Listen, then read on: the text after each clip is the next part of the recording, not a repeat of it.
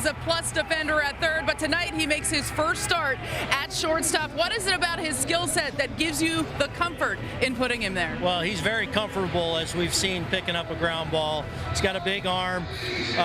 With obviously Anthony being down at the start in spring training, it became a reality that he could be our backup, especially initially. So got him into I think I started him 5 times in spring training, handled himself well. He's ready to go for it tonight. Will Warren gets the ball tonight. How does he build off of his last start and successfully navigate himself through this A's lineup that can slug a little bit? Yeah, it is a good lineup over there. He's got all the pitches and the weapons to get guys out. It comes down to execution, like it does for all these pitchers, and he's gotten off to a good start after a really good spring, and hopefully keep it going tonight and get us another dub. Speaking of execution, bullpen got back on track yesterday, 4 scoreless. Do you feel like you're still trying to figure out where guys fit in back there? No doubt. Early in the season, guys competing and trying to establish roles for themselves.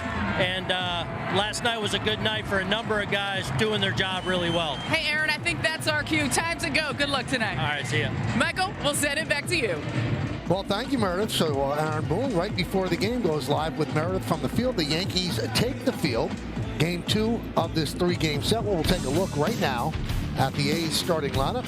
Nick Kurtz, the first baseman, will lead off. Shea Langoliers will catch. Tyler Soderstrom is the left fielder. He'll bat third. Reached base in 9 of 18 plate appearances his last 4 games. Brent Rooker, the DH. Jacob Wilson at short. Lawrence Butler, the center fielder. Max Muncy will bat 7th to play third. Jeff McNeil hurts the Yankees. It's his birthday today. He turns 34. Second baseman bat 8.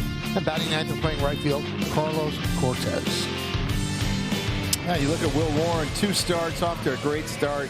10 innings pitched, been attacking the zone, only 2 walks, 9 Ks. Love what he's doing. But let's take a look at the scouting report. He's been on the attack mode. He's used his fastball about 17% more of the time this year than he did last year. His walks are way down. He's got an A+. Not an A's plus, but an A+, because against the A's, he's 2-0. Last year against them, 12 and 1/3 innings, only gave up 1 run and 14 Ks. And this one goes to 11. First 10 starts by Yankee pitchers have went 3 runs or less. Is this number 11? So you give us a little spinal tap is what you're saying. Yes. Love it. Love it. Let's take a look at the defense behind him. Bellinger, Grisham, and Judge in the outfield left to right. Rice at first, Chisholm at second, Rosario at third. Now Ryan McMahon making his first start as a shortstop for the Yankees. Played 5 times in spring training, 3 innings with the Rockies, 2 career appearances at short. The Yankees planned on this in spring training with Volpe being down.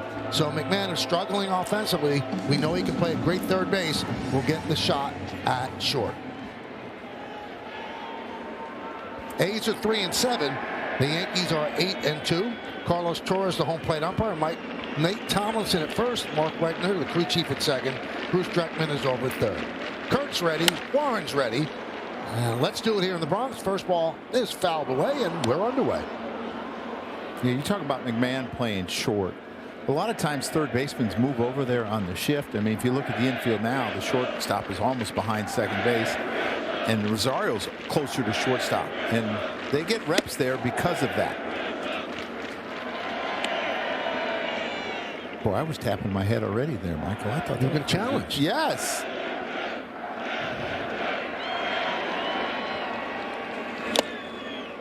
One and 2.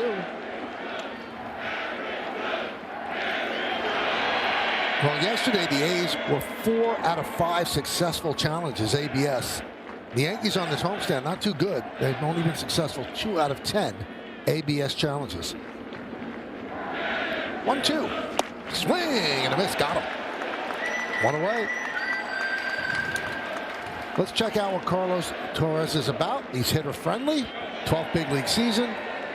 He's been challenged 8 times, 4 overturned, fewer outside strikes, fewer low strikes for Torres. That's advantage hitter. Fewer outside and fewer low. Hitters got to love that.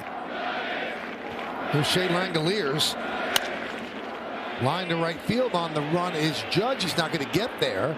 Playing on a couple of hops as Langoliers picks up a 1-out single. Well, he had a tough day yesterday. He was 0 for 4 with 3 strikeouts, so he wasn't waiting around today. He gets the sinker. He's actually better against sinkers than he is against four-seamers, and he starts him with a sinker, and he's able to kind of dunk it in front of Aaron Judge. And you have to be careful, Michael, because he is a plus runner. And I'm not saying just for a catcher. He's a plus runner. Here's Tyler Soderstrom. Pitch outside. Had a breakout year last year, 276, 25 home runs, 93 ribbies, 24 years old, in his 4th big league season.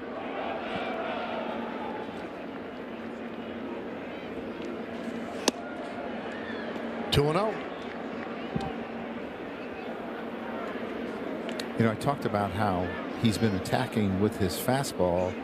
I think it shows you that the A's hit fastball pretty good last night. He's already thrown 4 sweepers in 7 pitches.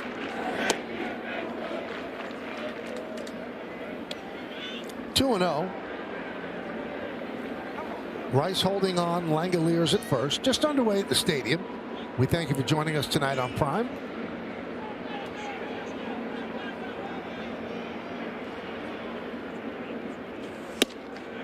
And a strike. Taking all the way, 3-1.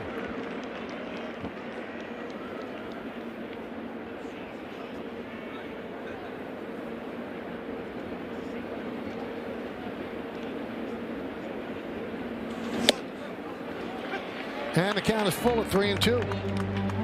Yeah, well, I would expect Langoliers to run here. Soderstrom has been swinging the bat well. Escara was 1 for 20, throwing runners out last year. He's a better thrower than that. Sometimes it's not just a good matchup with the pitcher. Strike 3. Just caught the corner. 2 away. Just an outstanding sinker here. Just catches the corner. Had a 3-0 count and didn't really take a hack, Michael. Took all 3 fastballs. A lot of looking.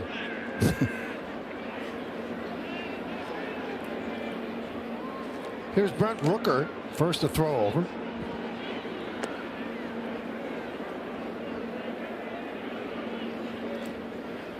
I mean, that's his specialty, called strike 3s. He's got that deceptive fastball. He'll tunnel his sinker and his four-seamer on the outside to right-handers. Ground ball, backhanded by McMahon. The throw in the dirt, and scooped up by Rice for the final out. So his first test at shortstop, good play with the glove, but a throw in the dirt, and he saved inning 6 by his teammate Ben Rice. We go to the bottom of the first.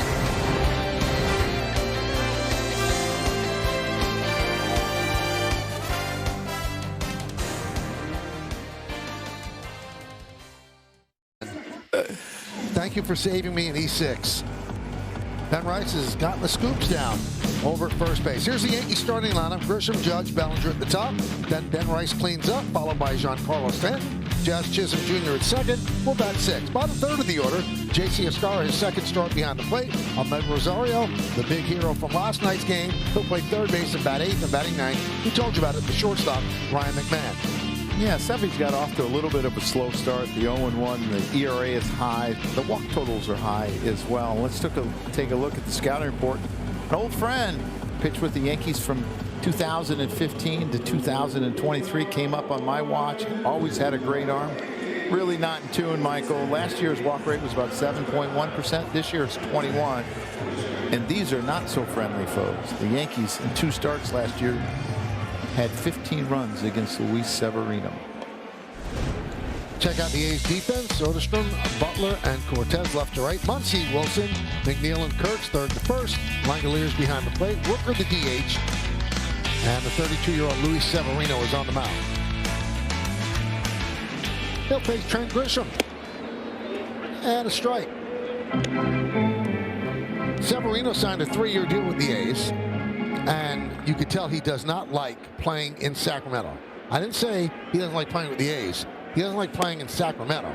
His home ERA in 15 starts, 6.01. On the road, it's 3.02. Yeah, it's more a reflection of who he is on the road. I mean, that's a home run hitter's ballpark. And if you're a fly ball guy, that's not where you want to go, is to Sacramento. A little too much sweep, Michael? A little bit. That's the one thing I've noticed about his sweeper. It has a ton of side-to-side break, but a lot of times it breaks out of the zone. It's got so much, and he's had a hard time controlling it. The other thing that I've noticed that's gotten him in trouble, it seems like he's been underneath the ball, and he's left a lot of fastballs up. Ground ball, it is through for a base hit. So Grisham with a leadoff single here in the first. That'll bring up Judge. Yeah, that's Grisham's first hit off of Luis Severino. He was 0 for 6. It's a fastball, center cut, right down the middle, and he hits it through. Shortstop and the second baseman hits it hard, and he was 0 for 5 yesterday, but he's back on base again today. So Severino told Meredith Maragovitz he's got to get Judge out. Last June, they faced each other. Judge was 3 for 5 against Severino. Foul away.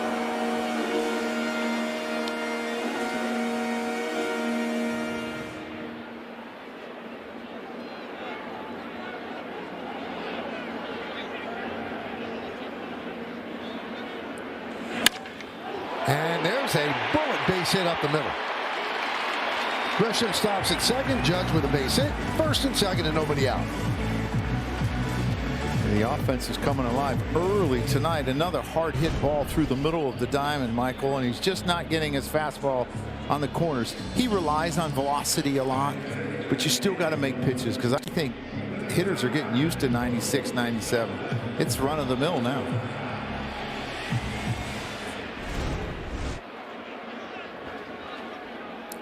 Now to bring up Bellinger.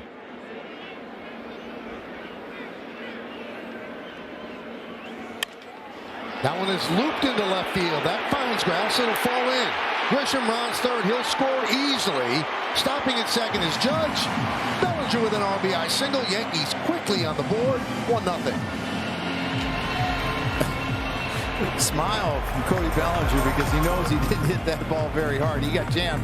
It's kind of how he started the rally in the 8th last night. He had a jam shot. Take a look at this. He throws a good fastball in the zone. He's just late. It's not necessarily inside, and he's able to dunk it over the third baseman's head for an RBI. I tell you what, Cody, he gets hits like this, a la Johnny Damon. Johnny Damon used to do stuff like that a lot. Ben Rice takes a breaking ball for a strike. But like Bellinger, Johnny Damon could hit him in the seats too.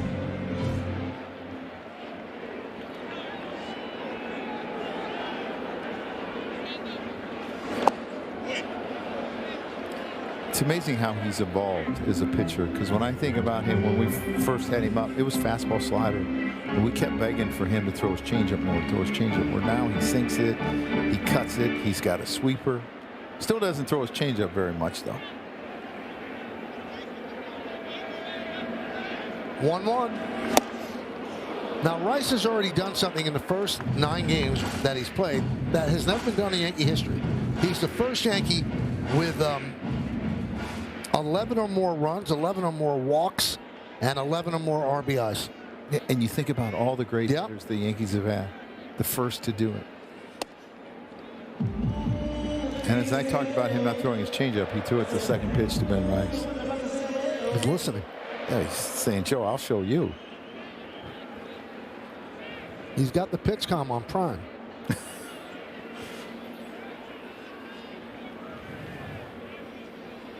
The 2-2. Grounded foul. Yankees jump out to an early 1-0 lead. Still nobody out here on the first and second.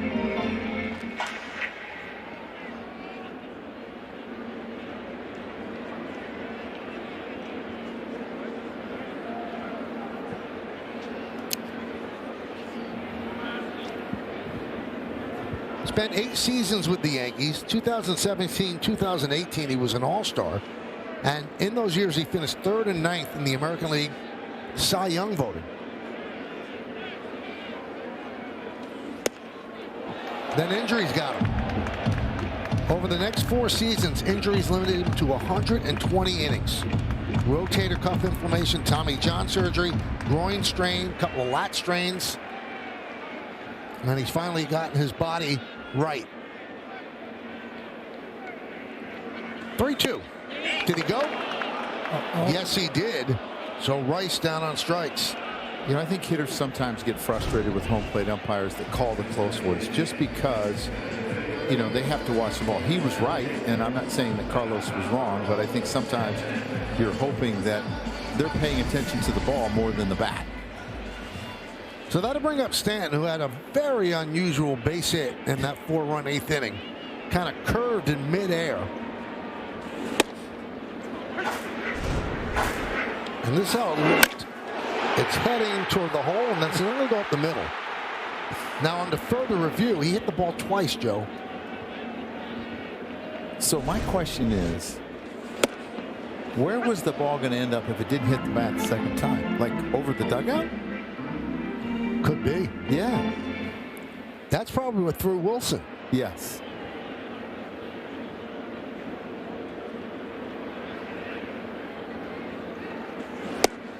One and two on Stanton. Some people have a hard time hitting it once. He hit it twice.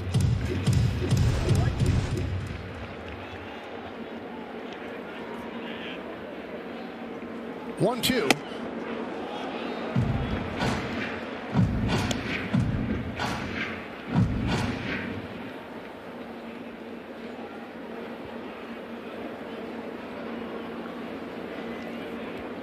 Judge off second, Bellinger off first. Swing and a miss on the breaking ball. So second strikeout of the inning, 2 outs for the Yanks, and that'll bring up Chisholm. Yeah, he has a really good sweeper. He didn't have this when he first came up, and now you see the movement on it. It's got great lateral movement, not a lot of down movement, but it's just hard for hitters because there's so much movement to it.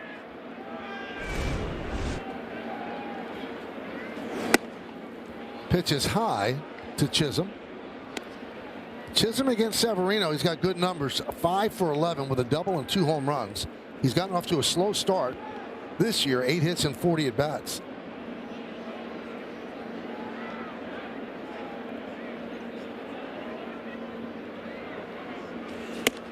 Jazz has always been able to catch up to anyone's fastball, and I think that's probably why he's had success against Severino, because in his career he throws a lot of fastballs.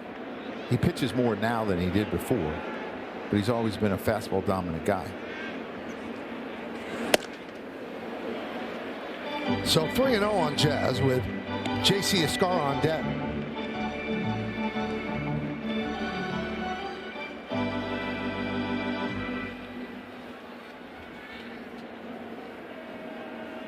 Do they green light him? I would.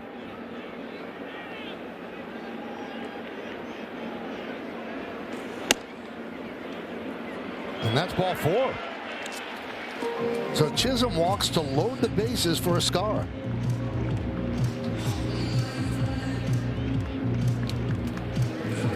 Escarra pinch hit on Sunday as the Yankees are trying to make a bottom of the 9th inning comeback, ended up striking out to end the game.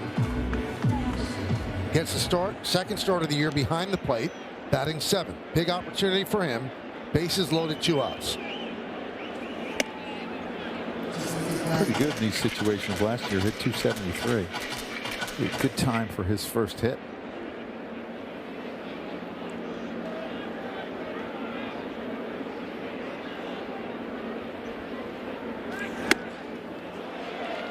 Severino 6 straight out of the zone, and Langoliers wants to talk with him. See how he gets under that fastball, and I'm not really sure why. It wasn't something that I remember him doing a lot, but that's what I've seen a lot from him this year. And I know he likes to, you know, pitchers like to pitch up now, but it's not even tempting. It might be a strike on you, Michael.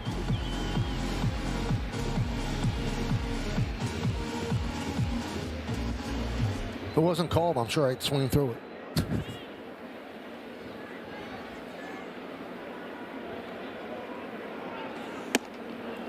Moreno, 7 in a row out of the zone.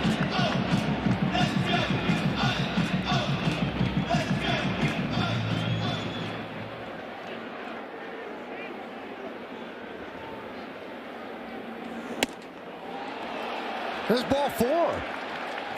Oh, they're going to challenge. It was called ball 4, but Langolier is going to challenge. ABS powered by T-Mobile. And it is a ball. The ball is and it's another confirmed. Yankee run. And it's an One challenge RBI remaining. for Skara. Yankees lead 2-0. The bases remain loaded. Again, he misses up with another fastball. I actually like the challenge, Michael, because it's a big part of the game. This game could get blown up pretty quickly here if he doesn't start throwing strikes, so you might as well take a chance. Not a strike. Advantage Yankees. The line keeps moving. Here is Rosario, last night's hero, with 2 home runs. Right in on the hands at 97, fouled away. His team was so overjoyed for him last night. He did the interviews on the field, one with Meredith and one with Susan Waldman, and the team waited at the entrance to the clubhouse for him to finally come into the clubhouse, and they all cheered as he came in, because he cheers for them all the time when he's on the bench, and they showed him a lot of love last night. And rightfully so. He's a great teammate. Guys remember like the greatest teammates on the team during the course of a tenure with that club. Fouled away. Take a look at the spectrum exit velocity on the 2 home runs last night. Second inning 105, traveled 399 feet. The 8th inning 107.3, 414 feet. That went into the second deck.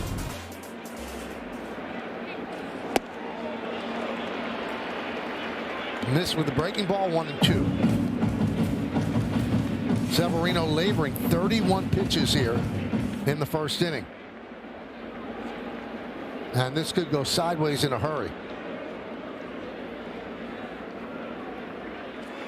Swing and a miss. Got a big strikeout of Rosario. So 3 strikeouts for Severino. Yankees get 2. They lead 3. We go to the second.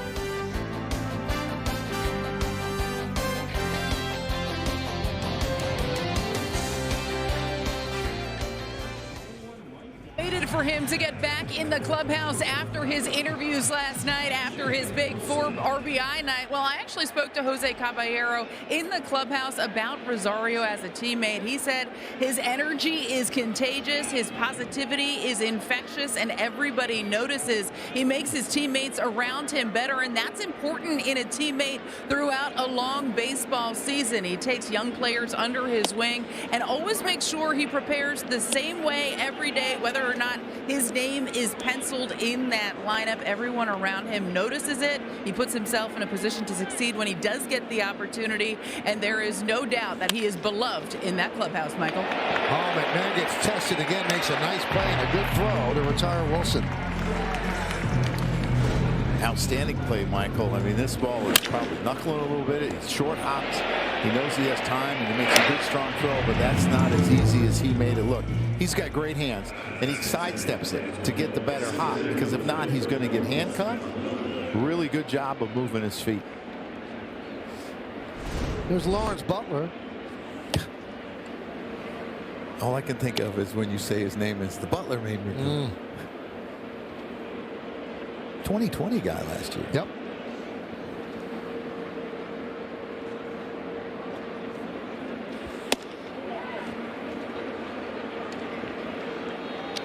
And there's a challenge. The catcher had challenged. They call the ball. So it's called a ball. The ABS powered ABS challenge T-Mobile, and it is a strike. So Ball is overturned. The Yankees have 2 challenges remaining.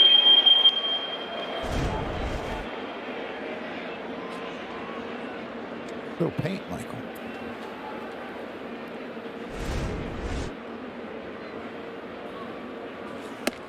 You know what the ABS does too, as well as reverses calls.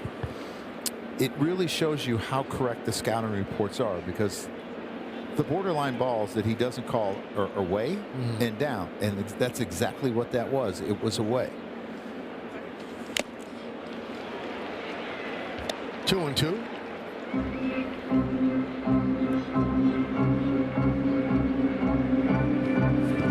Our prime drone just working beautifully. A great shot of the ballpark on 161st Street and River Avenue.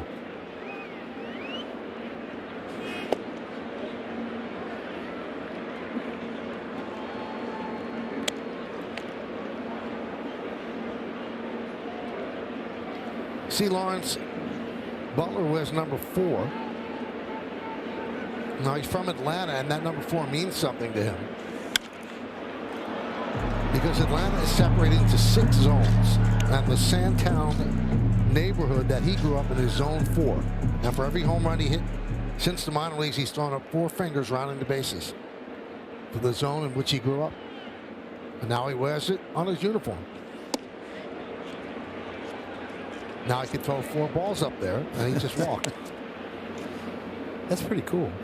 It is nice, right? You taught me something today, Michael.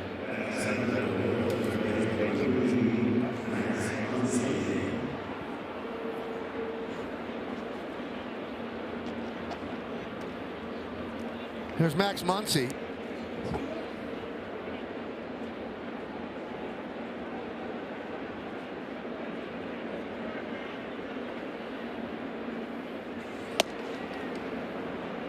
One and 0.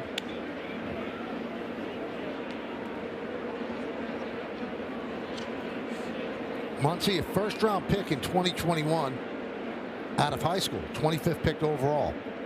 And he signed with the A's rather than attend the University of Arkansas.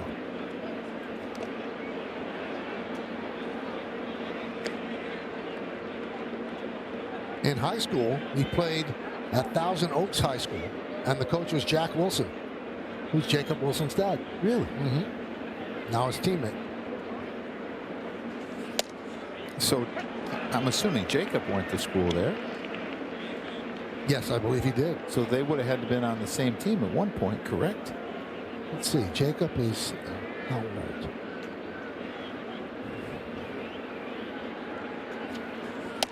Jacob's 24. Yeah, then they would be. Muncy's 23. Pretty good infield in high school. Not too bad. It's like that pitching staff in Westlake in L.A. Giolito, Flaherty, and Freed. 1-2. 2-2.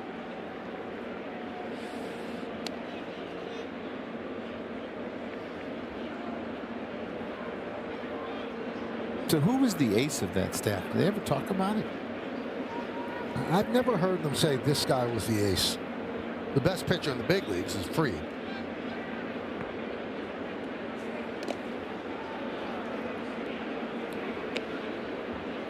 But that doesn't always mean that you're going to be the best player. Correct.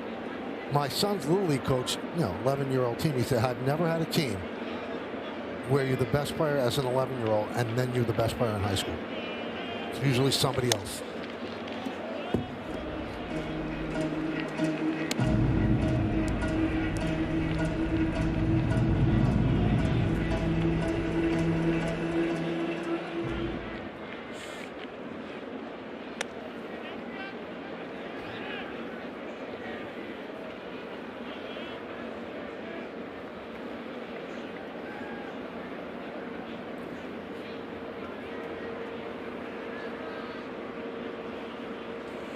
Swing and a miss.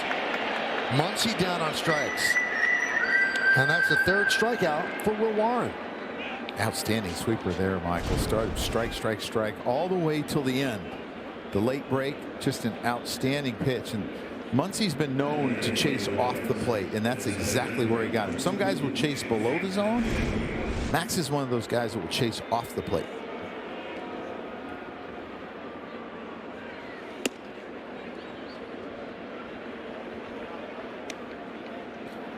Yankees have to do a little bit better job of getting him to hit off speed.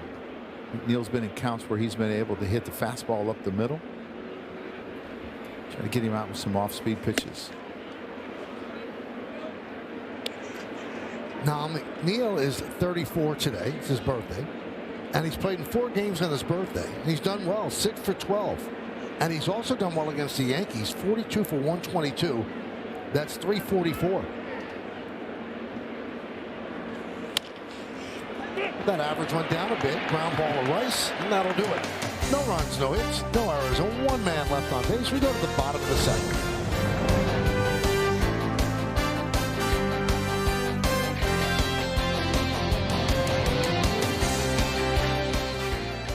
T-shirts, hats, and hoodies. We've got the season covered. Visit MLBshop.com/Yankees, the official source for your Yankees gear. McMahon, the only player that didn't come up in the first inning for the Yankees, will lead this off. Takes the ball. He has struggled out of the gate. 2-0. Hitting .087. He has 2 RBIs, but an on-base percentage of .276 and an OPS of .363. And Boone, after the game yesterday, was asked, because of that performance, you know, might we see Rosario more? He said, well, not necessarily. He said, but I think competition's a good thing. It's a great thing. And I think for McMahon, I mean, that's his 7th walk of the season. He's played in 9 games. He has gotten on base some, and he's made some adjustments to his swing where he's trying to stay back more, and it just hasn't clicked yet. It's not like he's striking out. I don't see him chasing a lot of pitches. He's just got to get this new technique that he's using down. Here's Trent Grisham. He opened the first inning with a single up the middle, came around to score. So the walk to McMahon, the 3rd walk so far by Severino. 3 walks, 3 hits. Michael, in 9 in the 3rd innings, he's got 11 walks. It's just too many. It's not who he is. This is, I mean, he was below league average last year in walks, and he's just having a hard time finding the strike zone. And you would think that he would be in pretty good form because he did pitch in the WBC. So he was further ahead.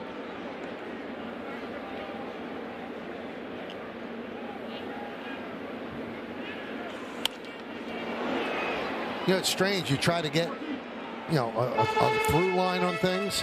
A lot of the people that were in the WBC have not started off great. I would just find it hard to have that much intensity and then to go back to spring training. Like, I would want to go right into the season from it.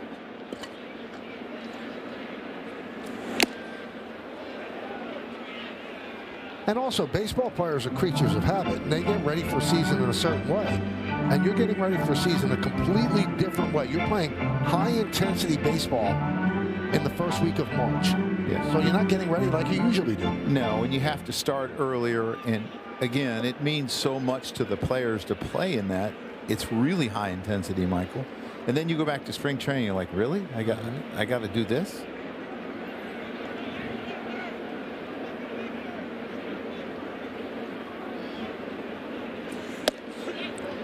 Strike 3. Grisham down looking. That's the 4th strikeout for Severino. It's an outstanding 2-seamer that starts in and he front hips him.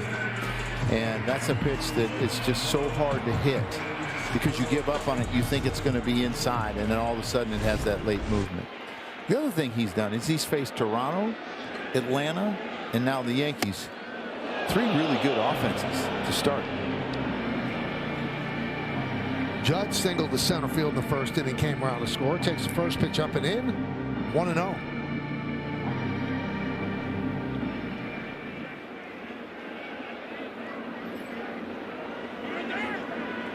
Time call. Ooh, that was late. Don't see Judge do that often. Usually if he has 2 strikes, he'll bend down, pick up a dirt, collect his thoughts, but you never see him call a timeout that late. You wonder if something got in his eye.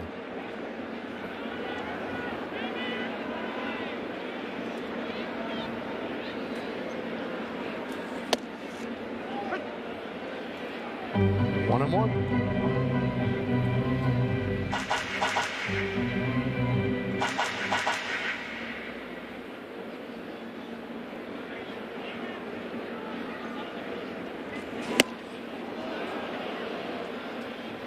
One and two. That pitch has worked for him. Yeah, that's the backup sweeper. He didn't break where it was supposed to, and then it becomes deceptive. He had a pretty good swing. He was underneath it.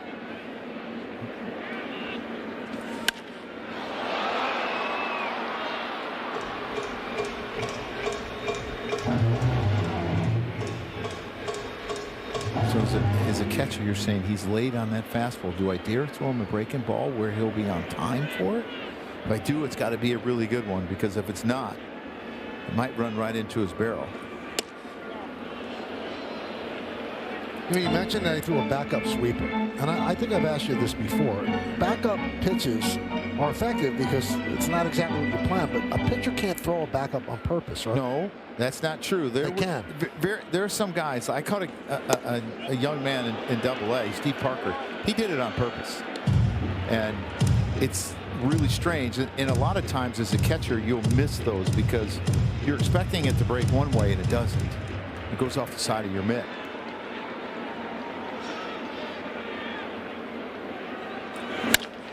Ground ball, third base. Muncy, second one. On to first. It's a double play. 5-4-3 around the horn as we go to the third inning. 2-0 Mets.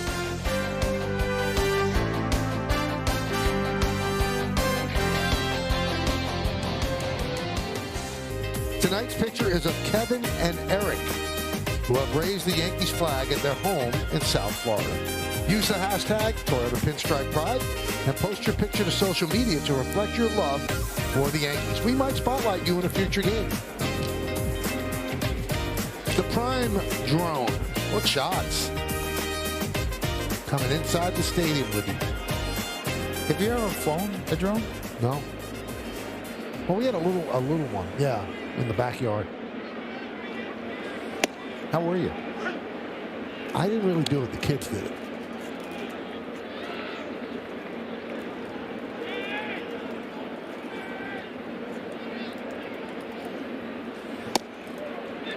One and one on Carlos Cortez, the ninth batter in the order, playing right field tonight.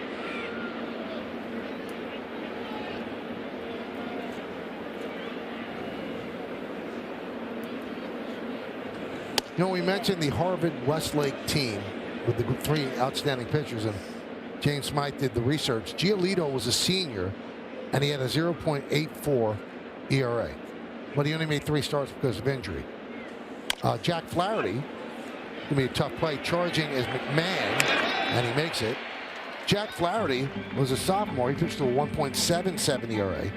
Max Fried was a senior, and he pitched to a 2.02 ERA, but he hit .448. He misses hitting. He talked about how important it was to his pitching, and he misses it. He was not a fan of the DH in both leagues. Silver Slugger? Had a couple Silver Sluggers today. Yeah, they gave one to Judge, to Jazz, and the Yankee team as a team won the team Silver Slugger in a pregame ceremony.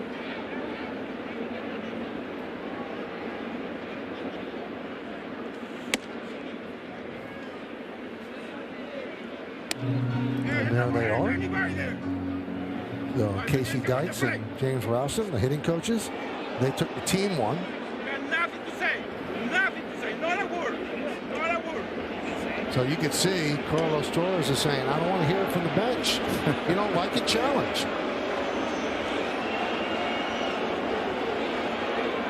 Well, for Boone to come out, he has to be tossed. Because if you're arguing balls and strikes, you can't come out there. So he got tossed. Yeah, you're not going to hit anybody there. But you didn't see what they play.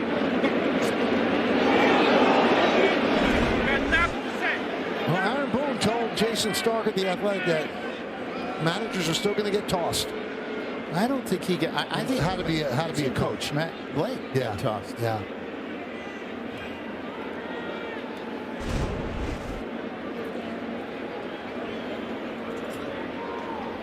It's close, but.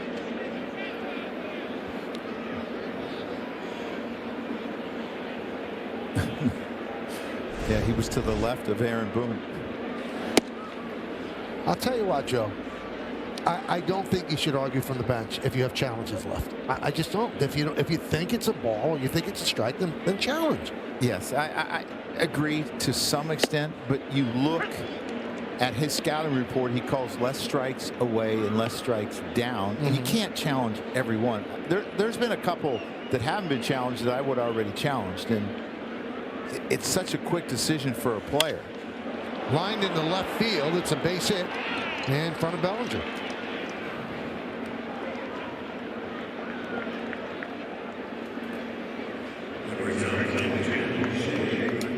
But one thing, Joe, you can challenge everyone as long as if they're wrong and you continue to hold your challenges. Yeah, but first of all, you don't want to do that to a pitcher. Right.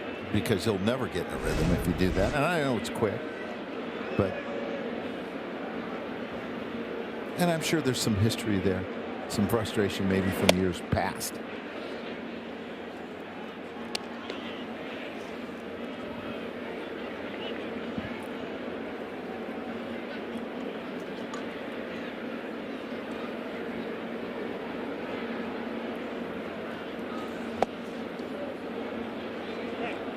On Langoliers.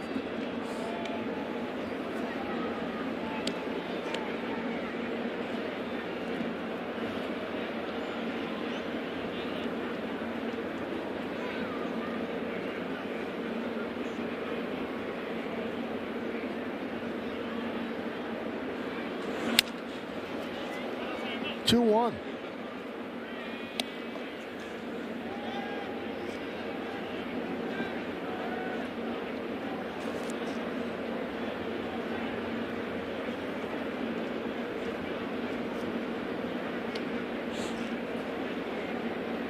Langoliers was drafted in the first round, 9th overall pick in 2019 by Atlanta.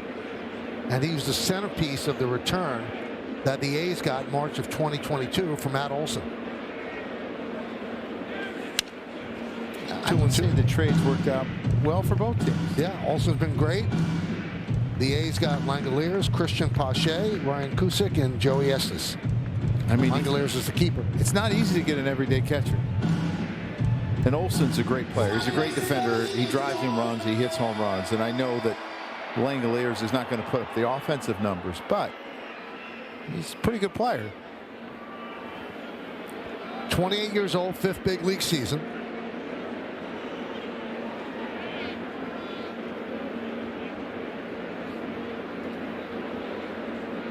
And when the A's came in last night, it brought back some good memories for you.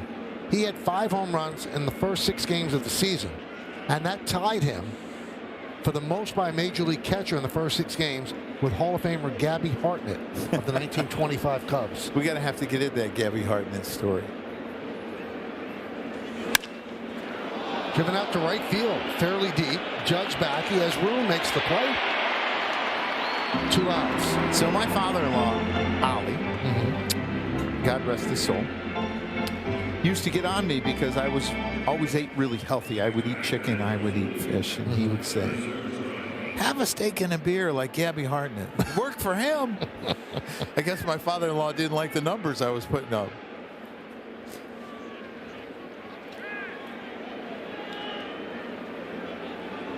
Here's Soderstrom. And another one to McMahon. And a strike to Rice. No runs a hit. 1 man left. We go to the bottom of the 3rd.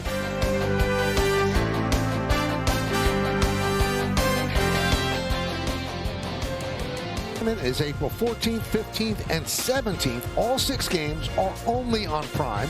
Watch as 8 teams take their final shot to make the NBA playoffs. It all tips off Tuesday, April 14th, only on Prime. And there's a strike to Cody Bellinger. Kind of blocked off an RBI single left field in the first inning. A home run for Ribby's, hitting .286 in the early going.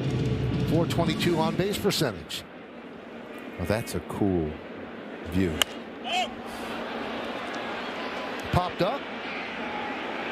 Severino gives way to Langoliers for out number 1. Sevy wasn't showing a lot of trust in his catcher. No, he looked like he wanted it. And Sevy actually overran it. And he's laughing at himself now. He overran it, so I would tell him in the future, stay out of the way. Because he doesn't understand the one behind home plate comes back to center field. It has that type of spin where it's going to go back. He's lucky he didn't get hit with the mask. And you're not used to hearing a pitcher around you. That had to make him a little bit nervous. Ben Rice takes a strike. Laughing at himself.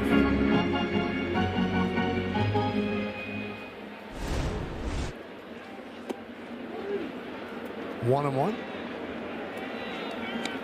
I think if it was Coney, I would just tell him, get back there and pitch. Like he told me, get back there and catch. I don't know if David would have attempted the catch. Oh, he would have went after it for sure. Well, he didn't go after the final out of the perfect game. He just pointed. Yeah, that's true. Maybe he didn't want the pressure.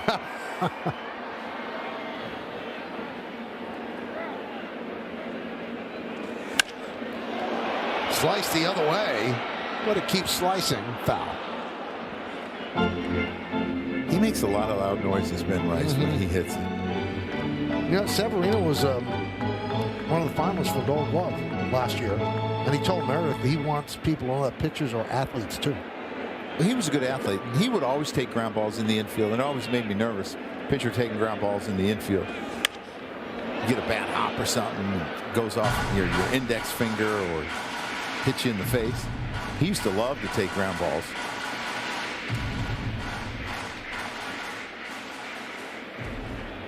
Mo used to like to take fly balls. One of the best center fielders I ever saw. Until that dreaded day in Kansas City, I used to love to watch him. It was like slow motion. I was behind the cage, Michael. Oh, you watched it unfold? Oh. It's like watching your child fall off like a high seat when they're little and you can't quite get there. I think that kept him around another year. I think that was going to be his last year. Yeah, probably. Yeah, he didn't want to go out that way in a cart. I had a great final year, too. Yes, he did. Strike three. Rice down looking. Fifth strikeout. Little backdoor sweeper, Michael. Kind of froze Ben Rice. He got him with the sweeper inside the first time, and then he went back to it 3-2 away from him and got him to take it. Here's Giancarlo Stanton.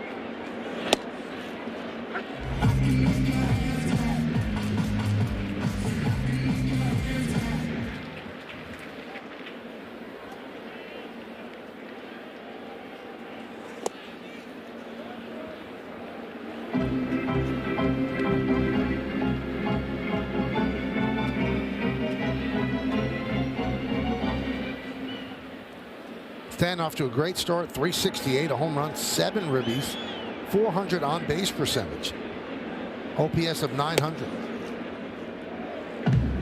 Struck out in the first inning against Severino. Yankees with 3 hits, A's with 2. Yankees lead 2-0. Bottom of the third, 2 outs, nobody on.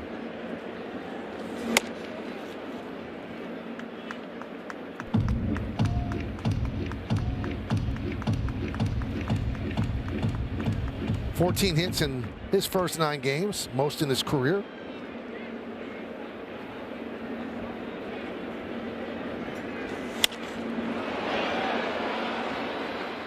Now to make the seats out of play. You're going to show. This is like a nightmare. Jason Nix is the hitter. You see his. Oh, there he goes. Look at Alex, his reaction. Yes, I had to pick him up, and it was. There's another one between the legs, Michael. Not a memorable moment for me. Our producer has to get you in a bad mood. I don't get it. I just don't understand the thought process. We go to the fourth.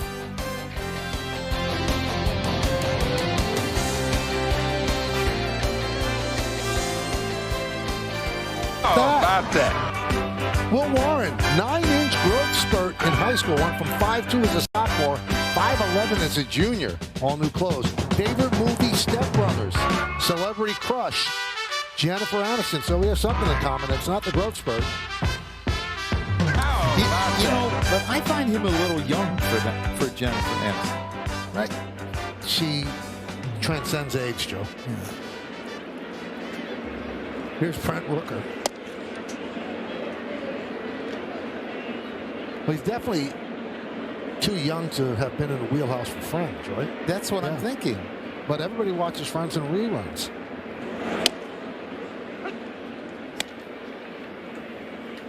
Do you know, Joe, that one of the ways after a game on the road that Aaron Boone relaxes, I think it's E that has Friends on all night. Caught by Rosario, and he just watches Friends and falls asleep just to relax. We all need something, yeah. Especially as managers. I used to always put on a West Coast game. That relaxed you? Yes, I did. It would put me to sleep. Nice play by Rosario. I mean, he's looked good at third base and the chances that he's had. But I'm also amazed at all the chances that McMahon's had tonight. All can't hide somebody. Backhands. Yep. Had to charge in hard. There's Jacob Wilson.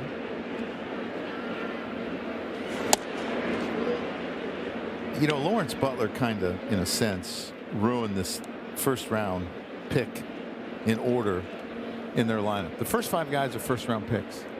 And then the 7th.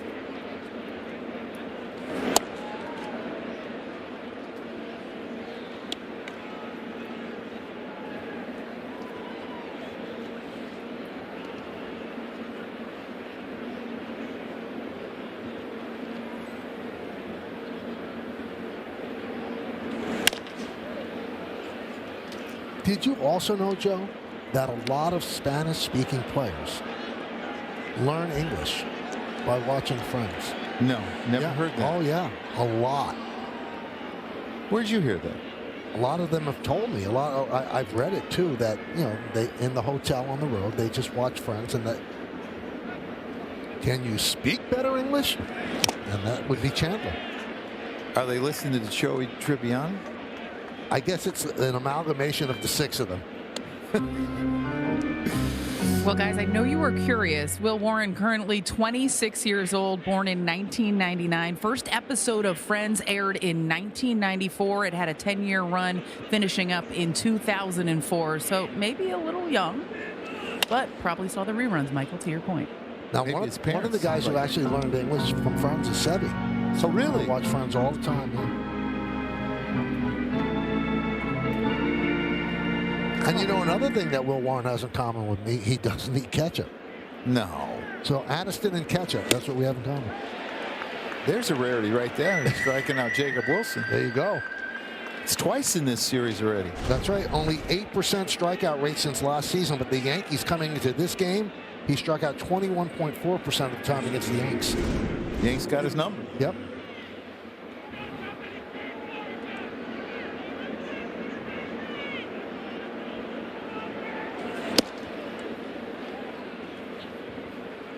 One 1-0 on Butler.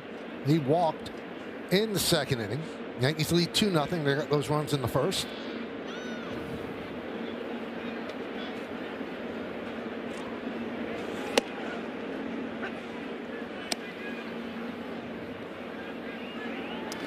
Look at Lawrence Butler. He's a long way off the plate. He's top 15 in baseball off the plate. Goldie's second. He's 15th. Michael, that would have got a challenge for me right there. And I would probably be wrong, but it just looked good.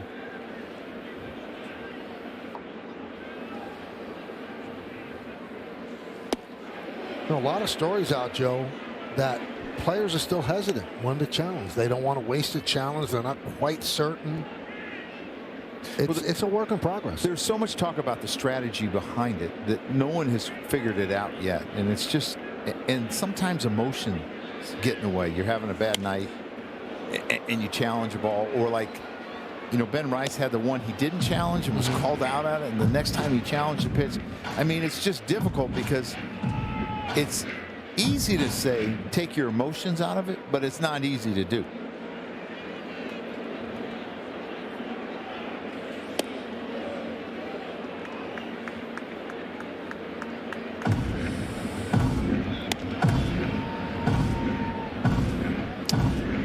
See, overall 54%. Major League Baseball told us it was about 52% in AAA last year. Kind of following suit. Yankees are a little bit above that percentage.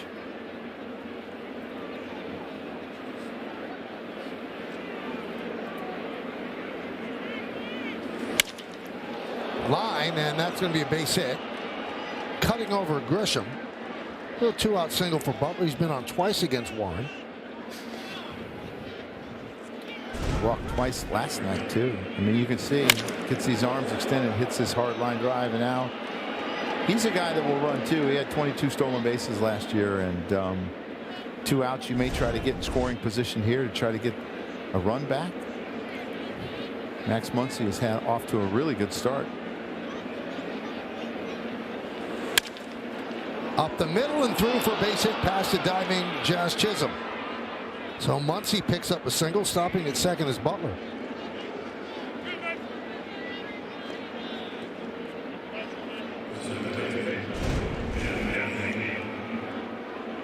Another fastball, middle. Michael does the right thing. He just hits it right up the middle, right where it came from. Stays tight. You see that back elbow near his side. That's a really good swing, and then he gets good extension through. Stays behind the baseball. First batter the A's have had in scoring position. That's Lawrence Butler. Max Muncy's at first. First time they've had 2 runners on in an inning. So a big at bat for Jeff McNeil.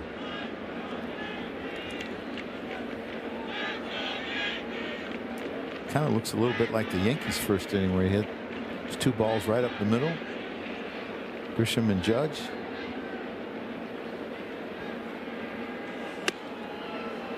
Tries to tie him up. 1-0. So the A's have out hit the Yankees 4-3. Yankees lead 2-0.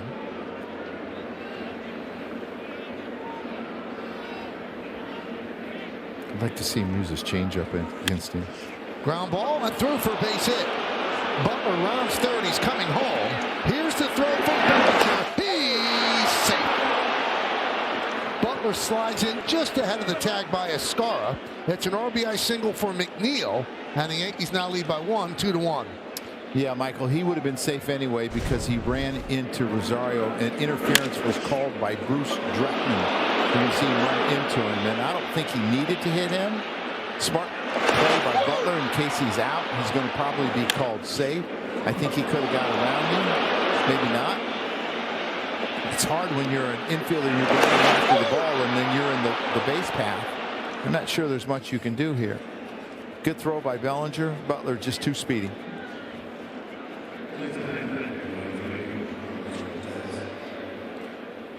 Left hand over the plate. Tag just misses. A's dugout umpiring alongside Carlos Torres. Yeah, Kurtz was making that call. Here's Carlos Cortez. 1-0. So McNeil continues to be an irritant against the Yankees. Picks up a birthday single and RBI.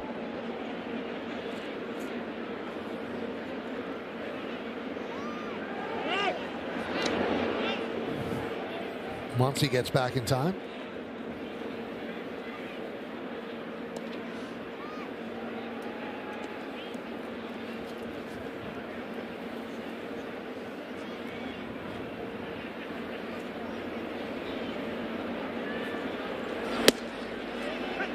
One and one.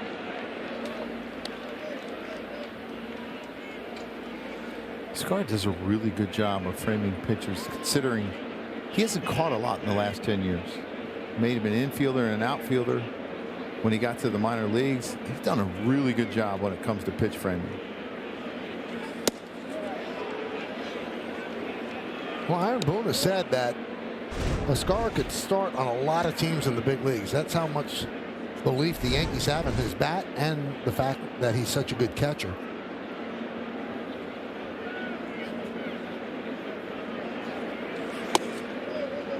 And I think something that would tell you that they have so much belief in him is a lot of times you'll want to have a left-handed hitting catcher and a right-handed hitting catcher.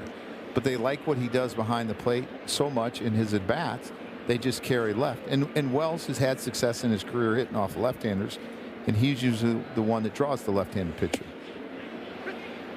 So the count is full. That gives the A's a little bit of an advantage as the runners will go 3-2, 2 outs.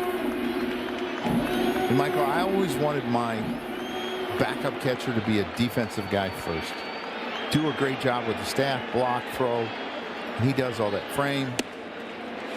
That one just missed the outside corner.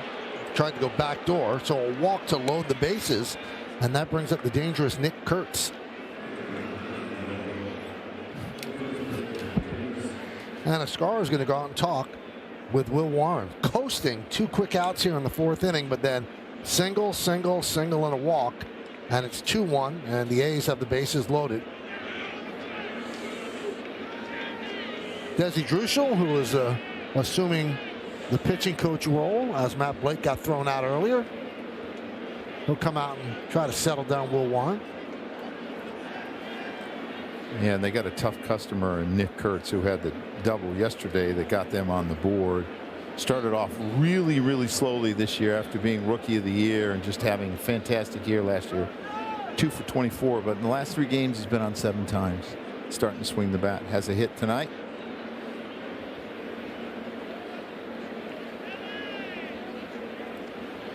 The Yankees have themselves a 10-man coaching staff.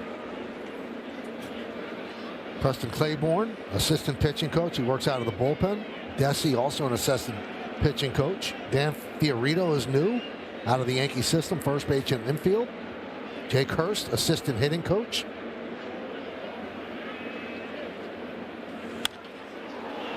Kurtz fouls it off.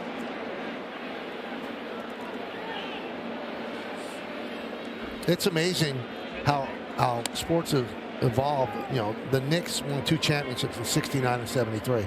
And Red Holtzman really didn't have an assistant. He had Danny Whalen, the trainer. And now you see a full row of people. I think there's more coaches than players. It's unbelievable. One of the things that Nick Kurtz does really well, too, is he drives the ball the other way. Sometimes you think about sluggers, home run hitters. They don't hit the ball the other way. He does very, very well.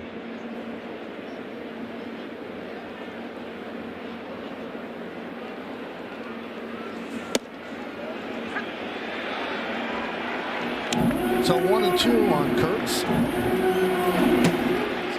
Cade Winquist warming up. He's yet to appear in a game in the big leagues.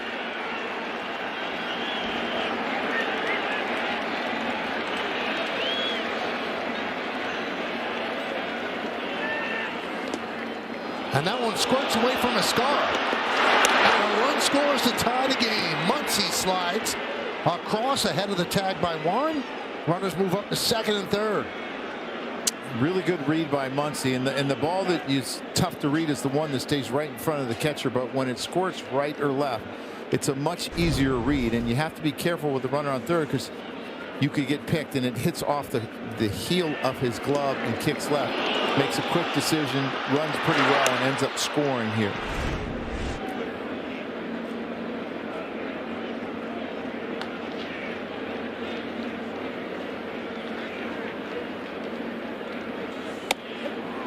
Strike 3. Kurtz down looking, so Warren escapes further trouble, but the A's, they score 2 to tie it. They lead 2.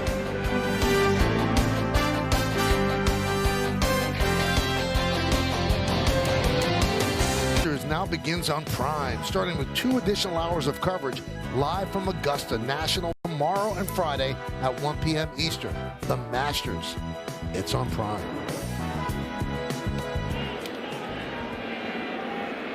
Bottom of the 4th inning. It's now a 2-2 game.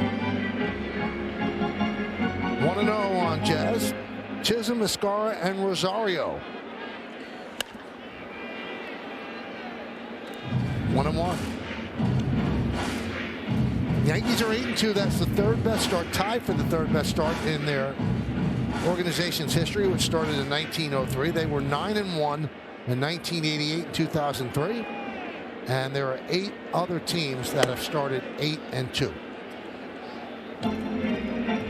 Now, did I read that 7 of those times they went to the World Series? I believe so, yes. Kind of like that, Mike.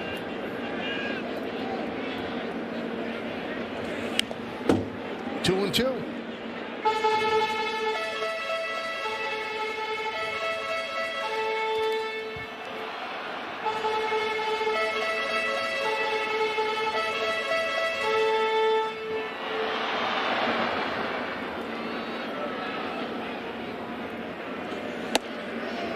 So did you see the fight with the Angels and the Braves? I mean, Walt Weiss. Have you ever been in a fight like that? No, Walt Weiss tackled Soler. Unbelievable. What a great tackle. He looked like Jeff Van Gundy and Alonzo Mourning. Well, Walt Weiss was, I think, a Brazilian jiu-jitsu guy. Really? Yes. As Chisholm walks for the second time. What's the worst fight you were ever in? That one with Baltimore one was crazy when they hit Tino Martinez. Yes, yeah, and it spilled into the dugout. I was in that dugout. I wasn't trying to get in the dugout, but somehow I found my way in it. And usually a lot of baseball fights, little dancing, little shove. I mean, there were roundhouse rights yesterday. I don't remember the last time I've seen something like that. And did you see the warning that Contreras gave the Brewers? No. Oh, yeah, if you hit me again. It's been like 25 times. Well, I'm taking somebody out.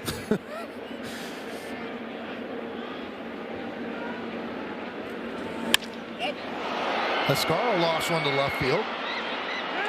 Soderstrom puts it away. For the first out as Chisholm stays put. Now, Jazz is probably going to go at some point because Langoliers was not great last year at throwing out base runners. 15.7%. This year he's better. 2 out of 7 he's caught. But his average pop time is 1.89, which is well above average. So he hasn't gotten a lot of help from his pitcher. Sevy's pretty quick. This is a tough combination to run on. Sevy's had a lot of traffic this year and has, because of the walks, has not given up a stolen base so far. And he's got really quick feet on his pickoff. Only 12 attempts on him last year, so Jazz loves to run, but this is a little bit tougher.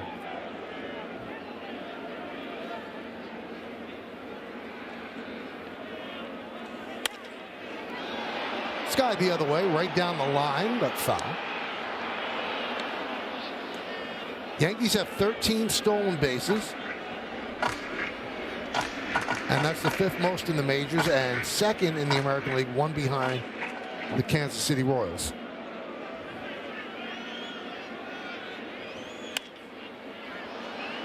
The foul ball the other way.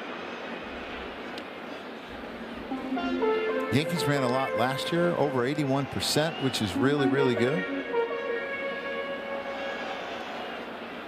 We used to get a card when I was managing that red light, yellow light, green light for guys and all the different combinations, the pitcher, the catcher, the base runner. That one is punched to right field. It's a base hit. Chisholm held up. Almost got hit by the ball, so he'll advance to second. It's a single for Rosario. First and second, 1 man out. Now time for discipline. That delivers, brought to you by Vanguard. Yeah, a number of plays. A backhand to start out. I mean, he's gotten all the ground balls, it seems like, tonight. And then he gets this one on his glove side. That's a tough play. He does a really good job with his feet. That's kind of what they do, third basemen do, to give themselves more time. And then another backhand. He also had one that had to come in, but as I was saying, that the red light, green light, yellow light, 75% was a green light. If you could make it 75%, that combination. McMahon chops on the short. And that is going to be an inning-ending double play. No runs to hit, 1 man left. We go to the 5th, tied at 2.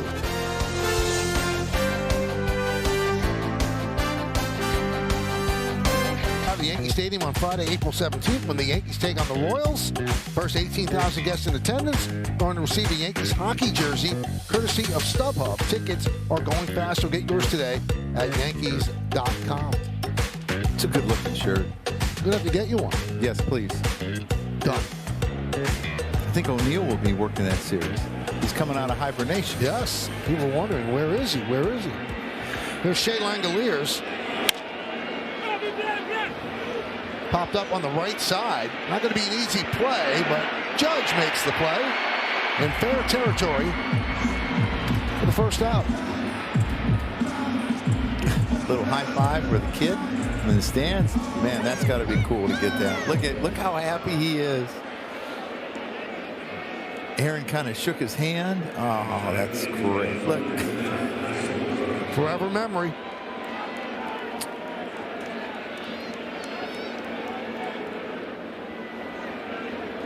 You know, as great as a baseball player as he is, he might be a better person. He just really gets it. And it's so good with kids. Oh, just people in general.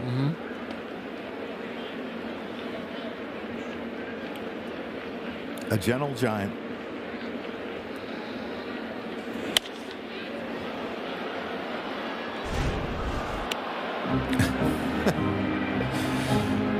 Friend for life. His buddy was a little late getting down there.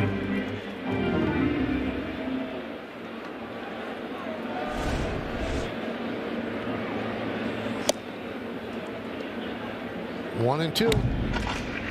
Tim Hill warming for the Yanks.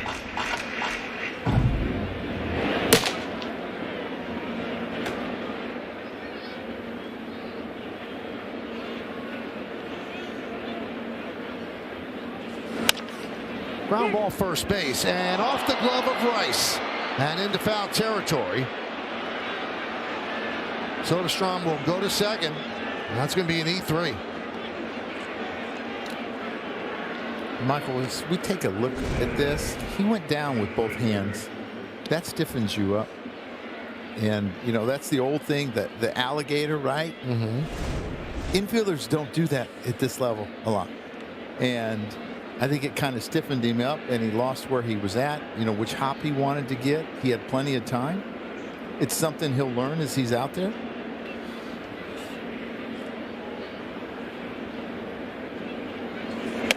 And that's the first error for Rice.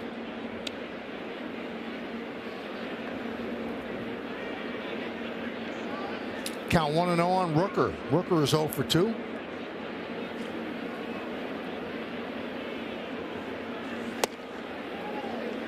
Not 2-0.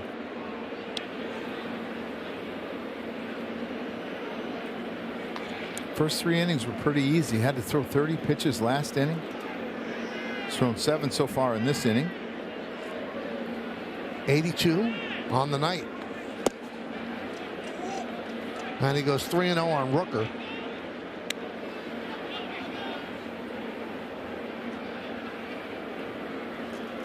I would think Tim Hill would be ready for Butler. He'll get Rooker and Wilson. And he walked him on 4 pitches. So first and second, 1 man out.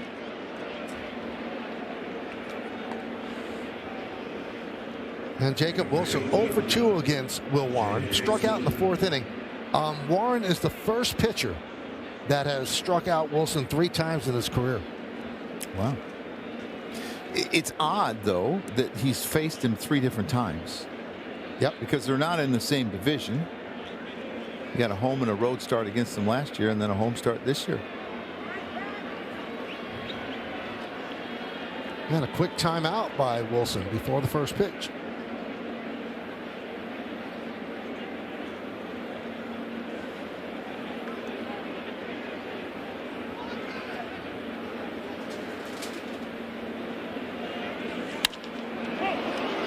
Fly ball center field. Grisham will put it away for out number 2. So do they go to Hill to get Butler? Looks like they will. So Warren goes 4 2/3, gives up 2 runs, and the 2 base runners right now, those are his responsibility. So he departs. He cannot win. If those runs score, he can lose. Tim Hill's going to try to stop that from happening.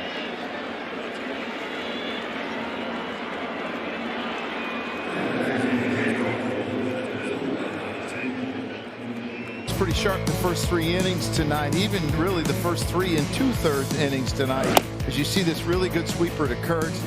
Here's a good fastball away to Soderstrom. I thought he had great location, and this is a really good sweeper to Max Muncy. But then he got in a little bit of trouble in the 4th where he had 2 outs, and then gave up 3 straight hits and a walk, and ended up giving up 2 runs. But he's really given the Yankees a chance to win, and Hopefully Tim Hill can leave those runners right there.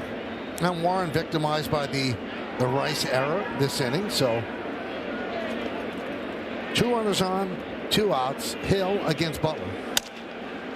1 pitch and he gets the job done. That's vintage Tim Hill right there. We are halfway through. Yankees 2, A's 2.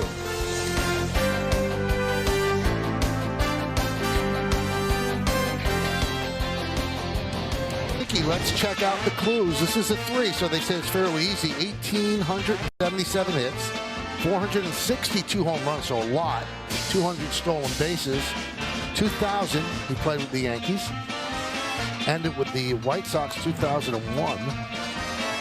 Played a lot of his career with the A's. I think I know this one. You got this, Joe? Not yet. But that's not a surprise. Trent Grisham. The batters had challenged the call of a strike. Well, it was called a strike, and Trent's going to do the ABS-powered challenge by T-Mobile. Call is overturned. The Yankees have 2 challenges remaining. So the Yankees keep their 2 challenges. So it goes from 0-1 to 1-0.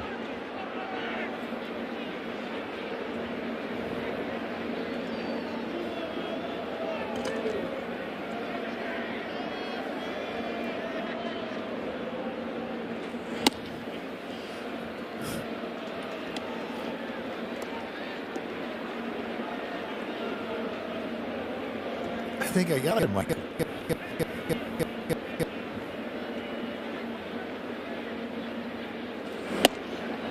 No one really jumps out at you. Guy hits 462 home runs, 200 stolen bases. Yeah, He was a singular type of talent. Yes.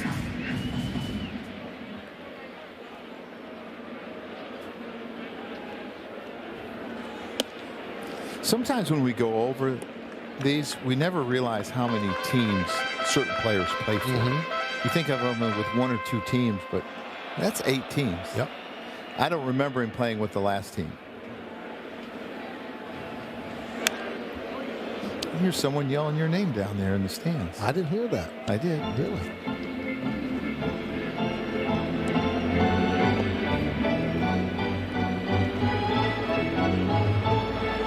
Was it yelled in anger? No, nice. Nice. Yes.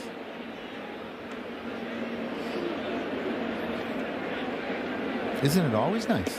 No. Have you been to my house?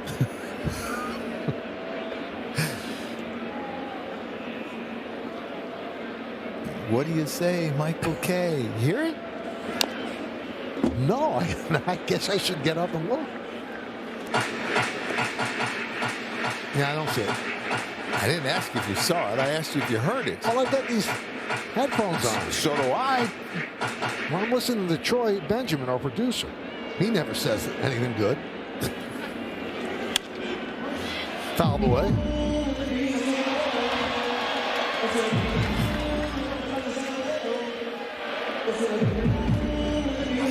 Yankees 2 and the A's 2. Bottom of the 5th inning. A's with 5 hits. The Yankees with 4.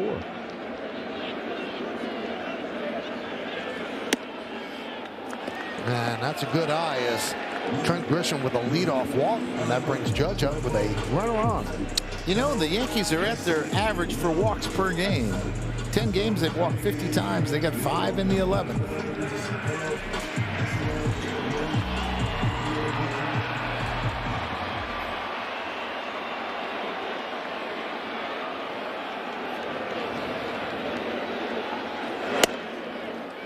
Judge takes outside.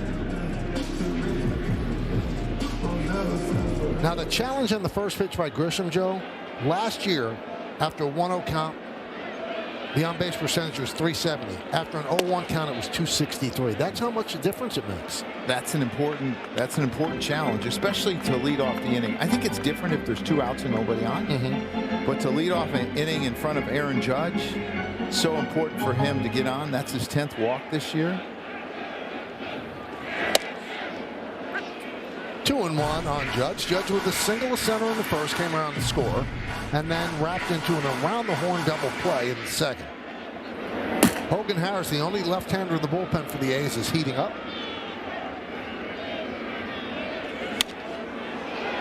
this day and age, I find it hard a lot of times when teams only have one left-hander, because you think about spring training, it's like tryouts for left-handers. You're always seeing left-handers.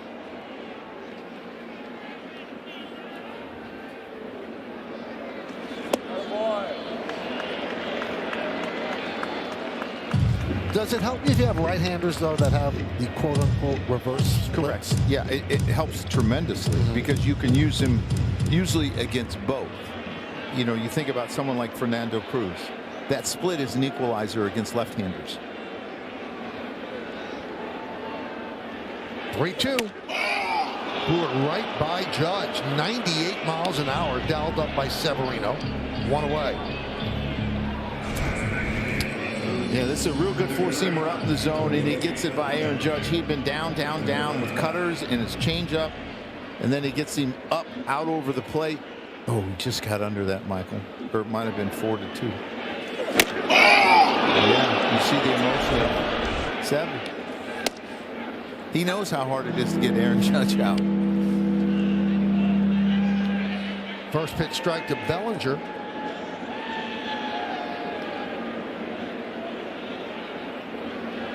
.92 pitches for Severino.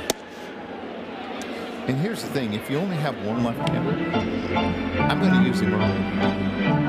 And the reason I'm going to use him early is the team's probably not going to pinch hit so early in the game, knowing that you only have one. Where if you use him late, they'll start pinch hitting Goldie and Grichuk, and then you don't get the advantage of the matchup. But don't you get the advantage of the matchup when you then go to a right?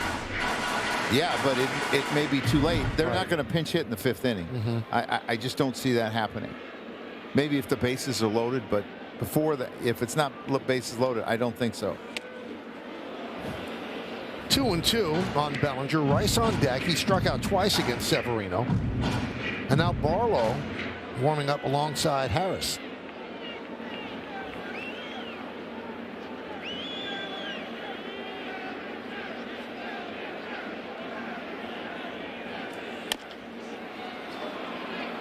They'll get one out. Advancing to second is Grisham.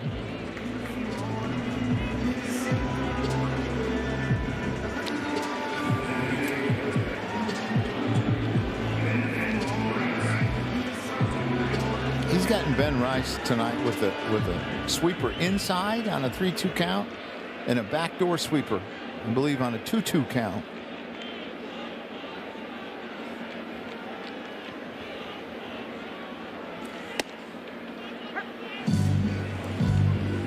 Throwing as hard now as he did the whole game. Yeah, he's getting close to 100 pitches. He had a long first inning where he threw 32. Since then, he's been pretty good.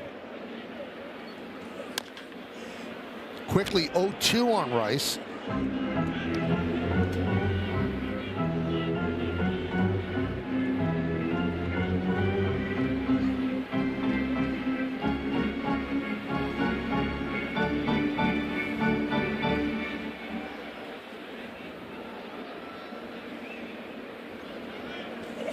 Swing and a miss. He strikes out Rice for the third time, and he gets out of trouble here in the fifth. The Yankees strand one. We played 5 in the Bronx. It's a 2-2 game right here on Prime.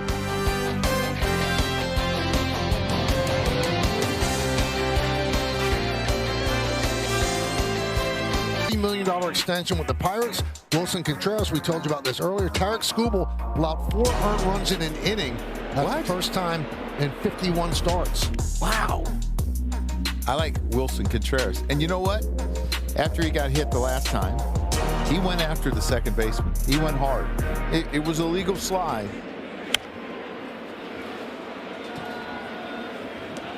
And his brother's the catcher. Yeah, so what do? You taking him out? I'm sure they went at it a few times when they were kids. Maybe you get back at him.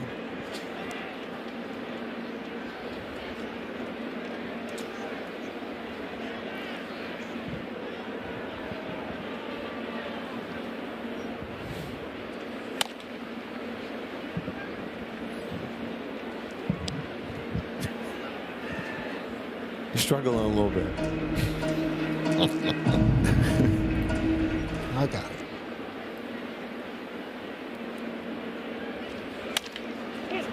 ground ball to Chisholm. He retires Muncy, 1 away here in the 6th. Sevy ended up having a really good night. After he gave up those 2 runs in the first inning, he kind of settled down, had a hard time throwing strikes early in the game. It's been kind of his MO the last few games. I was talking to Dallas Braden about it, and he said his front side's been a little bit quick, and he's been working hard in the bullpen. He might have figured it out.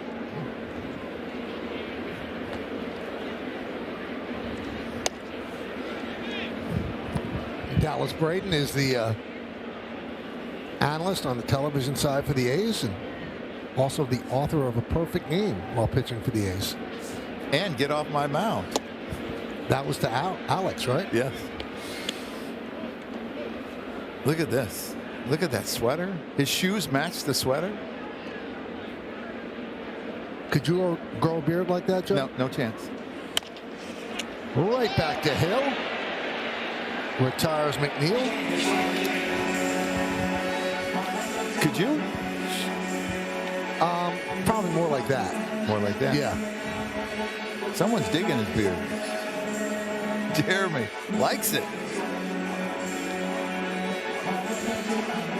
And Jeremy's also proud of the gray in it. You know, he's not getting rid of the gray. He's going to go gray with the beard.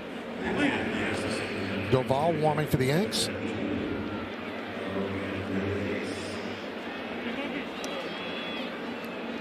So Hernandez is going to pinch hit for Cortez against the lefty.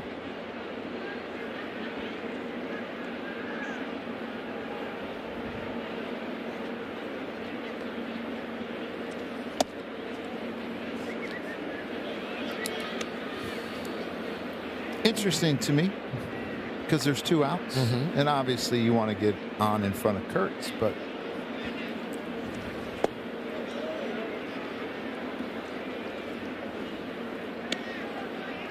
that's Severino's line, an even 100, so 20 an inning. But the 32 in the first inning threw it all out of whack.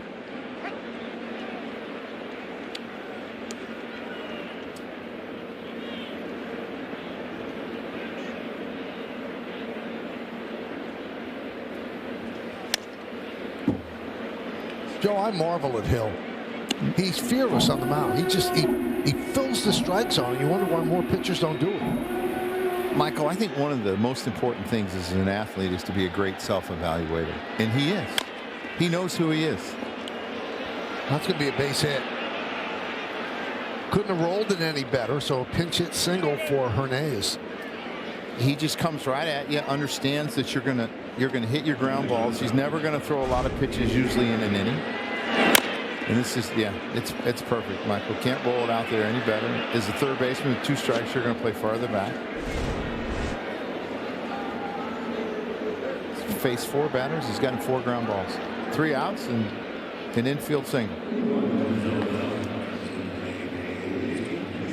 So in the 6th inning, they use 3 players in one spot as they send Clark out to pinch run for Hernandez. And they did it with 2 outs.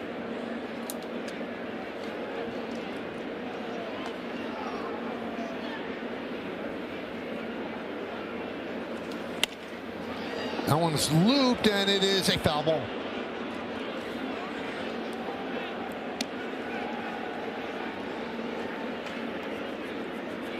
He'll obviously go into center field, and Butler will move back over to right.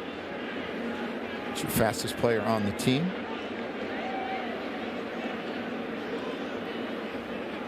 So the lefty sits down. Barlow still throwing. 0-2 on Kurtz.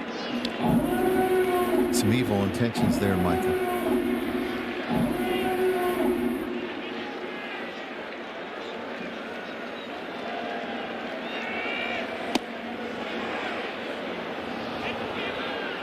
Hill thought that could have been strike 3. Hopped off the mound. Instead, 1-2.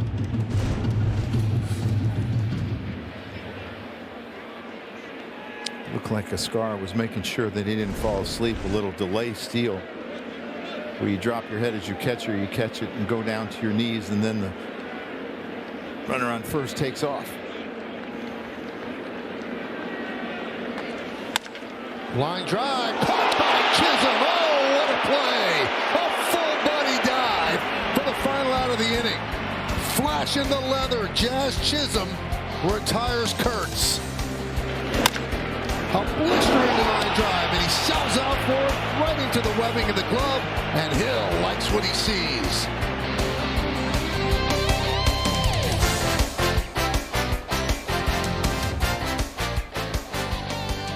One of the biggest stories in sports, one moment that changed everything, and one documentary that captures every step of the journey. Rory McIlroy, The Masters, wait, only on Prime Video. Butler moves to right as Joe said he would. And the excellent defender Denzel Clark takes over in center. And Scott Barlow is the new pitcher. Spins it really well, Michael. Induces a ton of weak contact. Sweeper is really effective.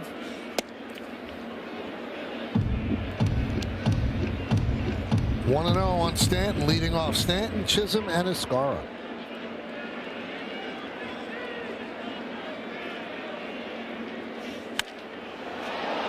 High pop-up, way up there. McNeil for the first out.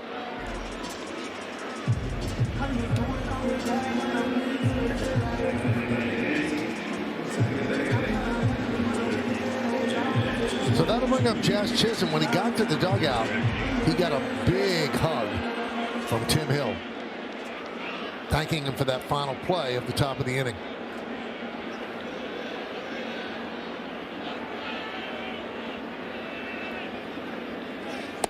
Barlow's coming off a rough outing. He gave up 4 runs on Sunday. Home run, walk, double to the 4 batters he faced, and obviously they all scored.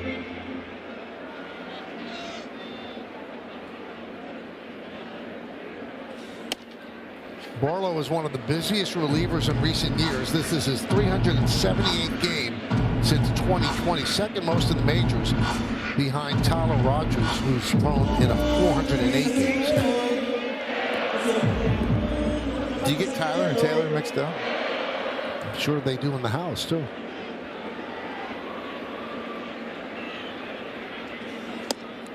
And down goes Jazz Chisholm. Been a no-contact night for him. 2 walks and now a strikeout. You know what's next, then? What's that? Home run. 3 true outcomes. Really good sweeper. I talked about it. Hitters hit about 187 off. He's also got a really good cutter. Here's J.C. Escara. Walked with the bases loaded to drive in a run in the first. And then a fly ball to left in the fourth. Still looking for his first base hit of the year. He's 0 for 7.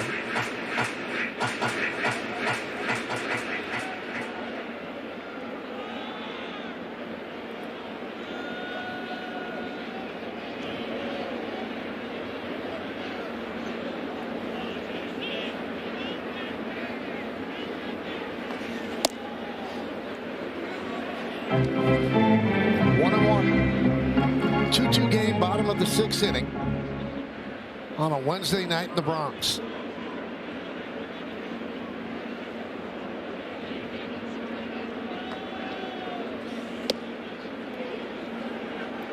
Two and one.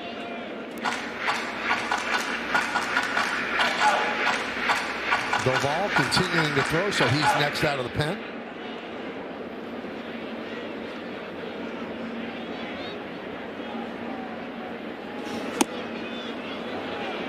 Two and two.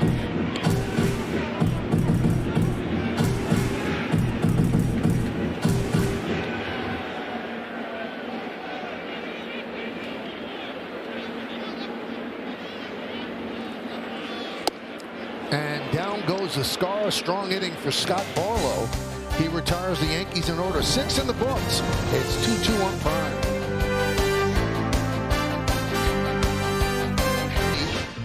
Those are the teams, those are the numbers, and the answer is Jose Canseco.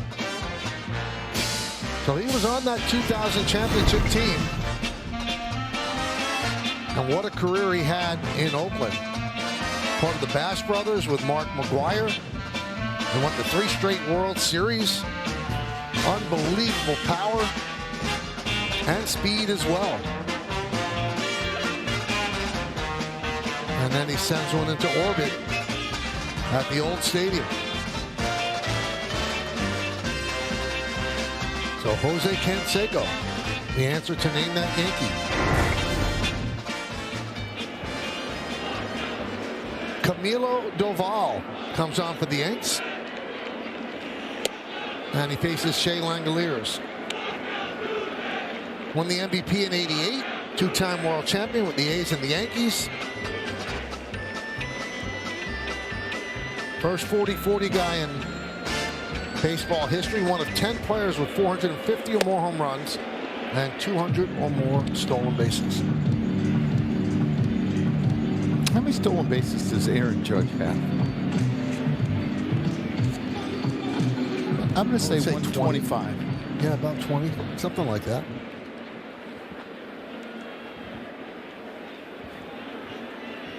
James is flashing fingers and couldn't read them. 66. I missed him. Strike three, gets away, and they make the throw to first, so it's strikeout, put out, 2-3. I would have guessed that he had a lot more than that. So he's not going to get. Yeah, he's Aaron Judge. Stolen bases? Yeah. Really? Yeah. I'm thinking 10 a year.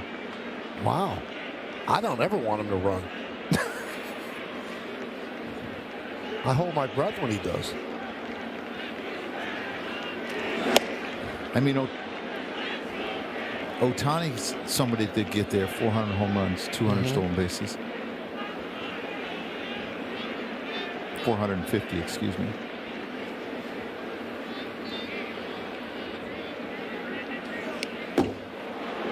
All the way to the backstop.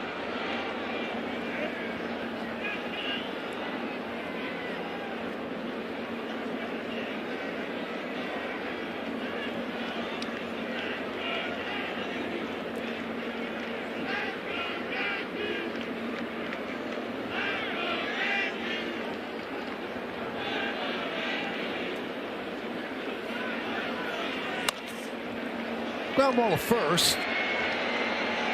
2 down.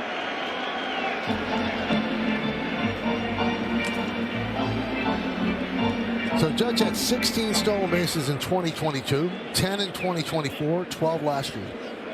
Okay. 2023. 3. So that's averaging about 10 a year.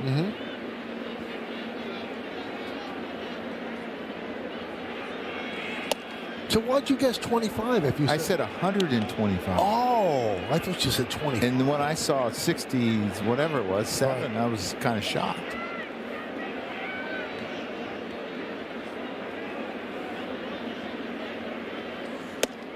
Must have been the dumb manager before that was putting the red light on him. Who was that? I don't know.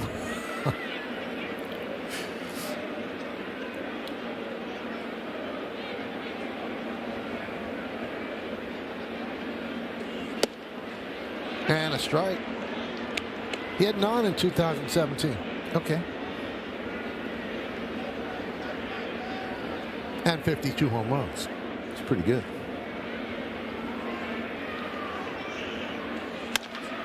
Ground ball, third base, Rosario. And Rice can't come up with the scoop. Allows Worker to reach. Yankees have not played the cleanest defense tonight. Yeah, he got it in plenty of time. Took his little crow hop. He just kind of short hopped Ben Rice, and he wasn't able to come in. He had it in his glove, and he's been really good around the bag so far this year. He's had a number of those that he has picked. Was not able to come up with that one. It's an E5.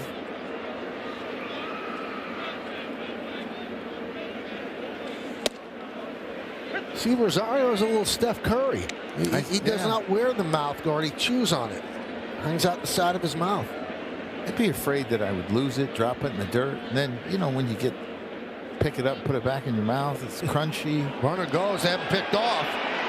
But Rice could not get the handle on it to make the throw to second. I'm not sure he would have gotten him anyway because Rooker kept running. Yeah, I don't think so. I mean, if you're picked, you're taught to keep going.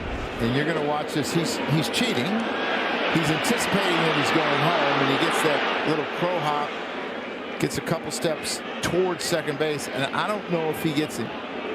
Good job of McMahon staying on the inside of the bag.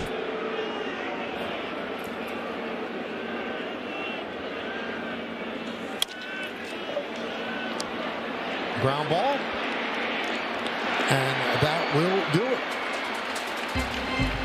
No runs, no hits, 1 error, and 1 man left. At the end of 6.5 innings of play, it's time for the 7th inning stretch. Yankees and the A's are tied at 2, but we'll stay right here as we honor America in the Bronx.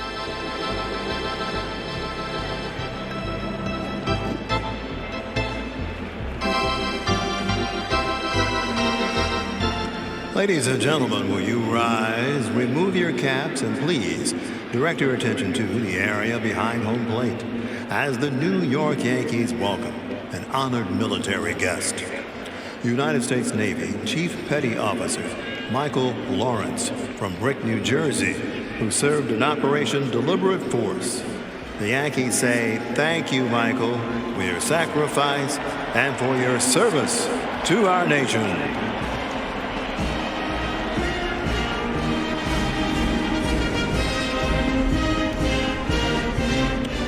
And now, ladies and gentlemen, please join us in singing along with Robert Merrill's rendition of God Bless America. God bless America, land that I love. Stand beside her and guide her through the night with the light from above. From the mountains to the prairies to the ocean white with foam. God bless America, my home, sweet home. God bless America, my home, sweet home.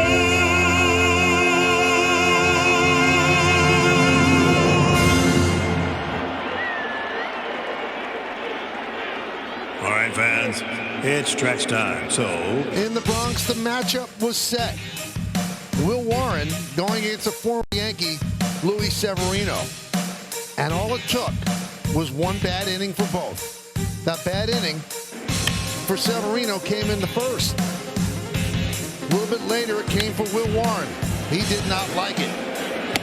Ended up being 2-2. That's where we are now, bottom of the 7th inning. As Ahmed Rosario leads off.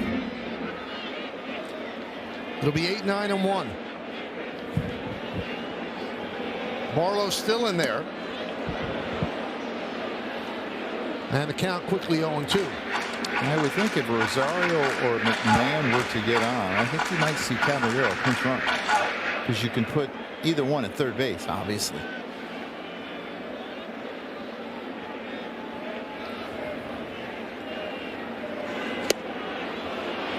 And Rosario down on strikes.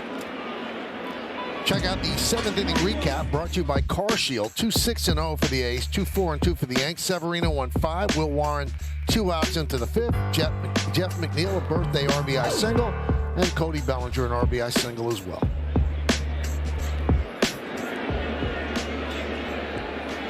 There's Ryan McMahon. He's walked in, hit into a double play.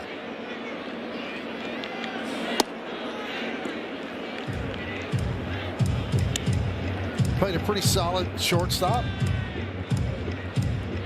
Made 1 bad throw, helped out by a scoop by Ben Rice, but otherwise he's fielded everything that's come his way. So they gave Caballero his first game off as a starter. He has struggled offensively.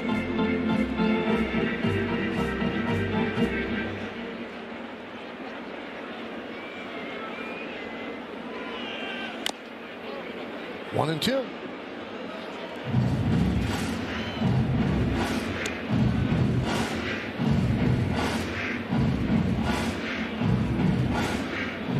2-2 game, bottom of the 7th. Yankees won last night 5-3.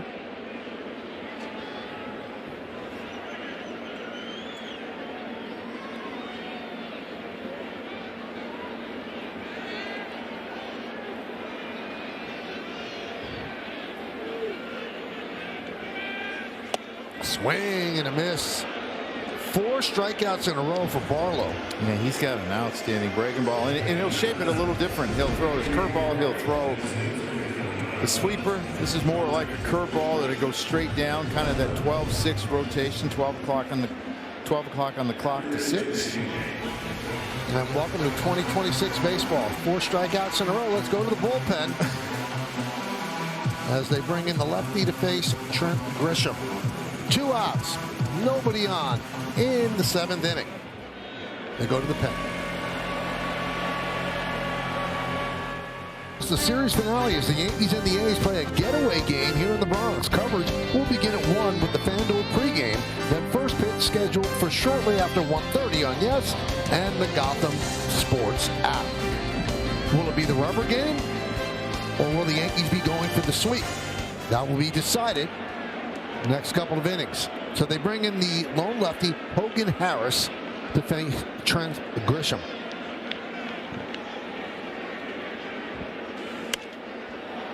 Harris has pitched in 6 of the first 10 games for the A's this year, allowing 8 walks in 7 1/3 innings. But since 2024, he's pitching to a 3.06 ERA. Yeah, has a really good fastball he'll use up in the zone, up to 97, a really good curveball and a good changeup.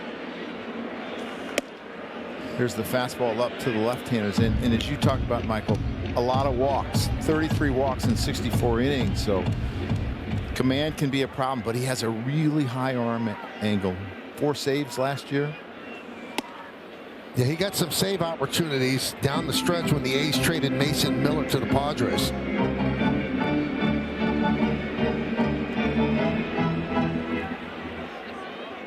"29 years old, 4th big league season.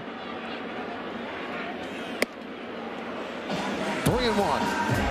Grisham's 1 for 2 tonight with a walk. Scored the Yankees' first run.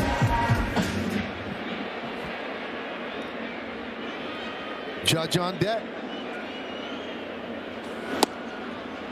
And there's ball 4. We told you about the walks. And now you give Judge an at-bat against the left-hander. Pitching coach Scott Emerson will come out and talk with Hogan Harris. How about this for a major league debut, Joe? You ready? In 2023, he's pitching against the Mets. First time ever in the big leagues. Got a ground out, 3 straight walks, a bases loaded hit by pitch, another walk to force in a run, a 3-run double, another walk, and then they took him out. It's not a good start. No. But here he is all these years later. Did you see the minor league game last night? It was New Hampshire in AA. They scored, I believe, 10 runs in an inning with 1 hit. All walks, errors, hit by pitch, sac fly. One run, or 1 hit, 10 runs. So here's Judge.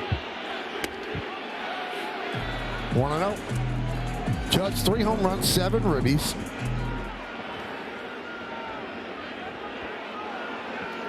Bottom of the 7th inning, 2-2 game.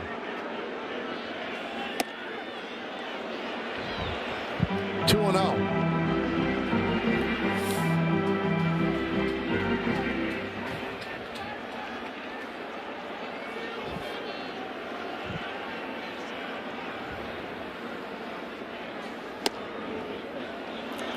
On Judge, and of course he'll have the green light here. And they have the lefty Bellinger on deck, but Bellinger hits lefties quite well.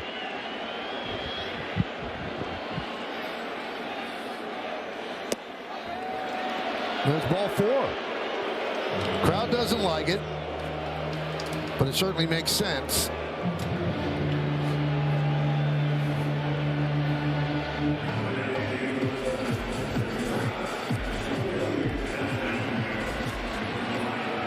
It's an interesting dilemma. 2 outs. Barlow's dealing. you obviously want Judge to hit with nobody on, so you go to the lefty to get the lefty, and then he walks the lefty, walks the righty. Now he's facing a lefty that hits the lefty. A lot of times I would worry about the hitter that I was trying to get out. That, for example, like I'm more worried about Aaron Judge than Trent Grisham. So I probably would have left Barlow in.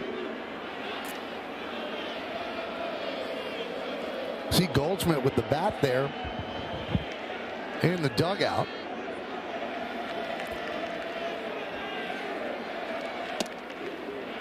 But I don't think he's going to get an opportunity to face a lefty.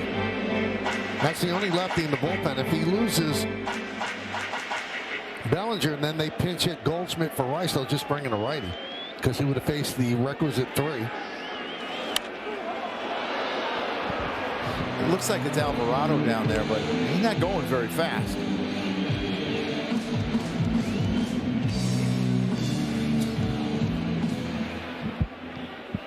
Yep, Elvis Alvarado.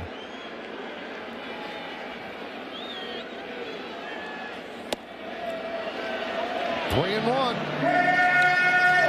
Grisham's at second, Judge is at first. 2 men out here in the bottom of the 7th inning of a 2-2 game.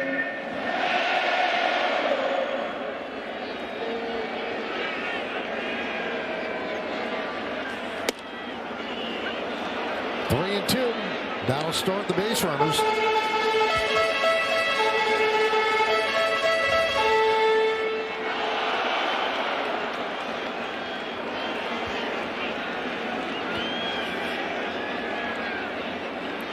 Runners go. Swing and a miss. He got him. And Bellinger slams down the bat in disgust. Yankees strand 2. We go to the 8th.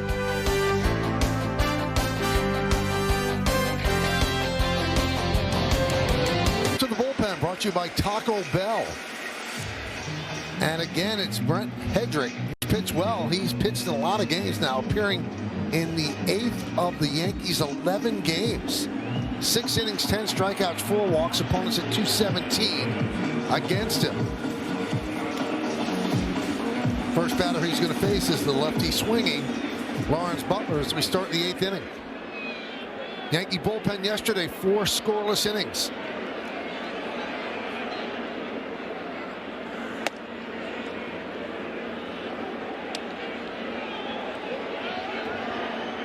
So Hill pitched an inning and a third. Doval an inning. And now Hedrick. 1-1.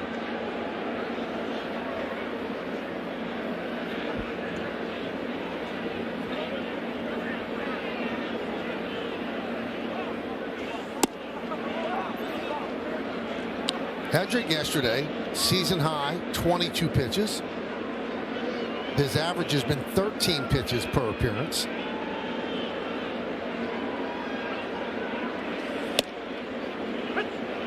I feel like his breaking ball has been better this year. A lot more consistent. He's attacked hitters better. He's been in better counts. He's figuring this bullpen thing out. Strike 3. Challenged by Butler. ABS powered by T-Mobile.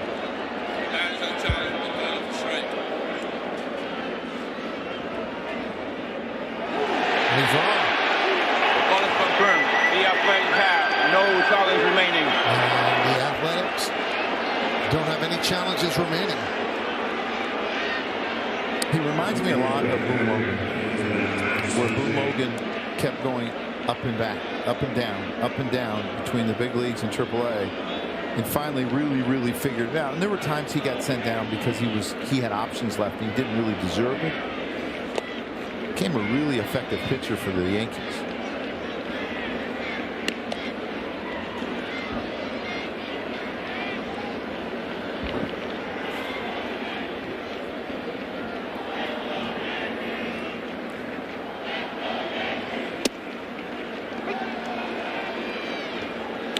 One-on-one.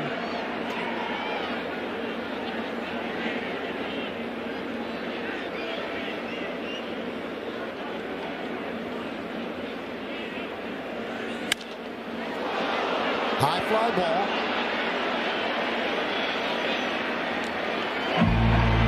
2 down.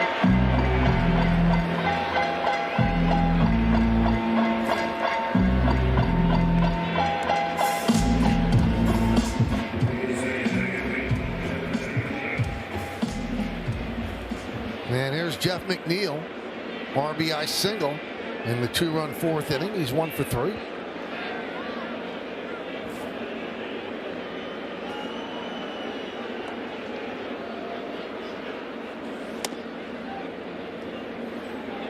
One and 0. He swung at that pitch on Tim Hill and looked like he took an underwater hat.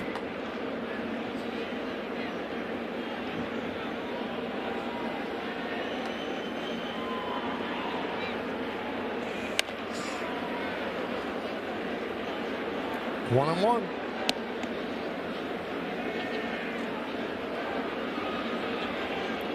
Jake Bird is up.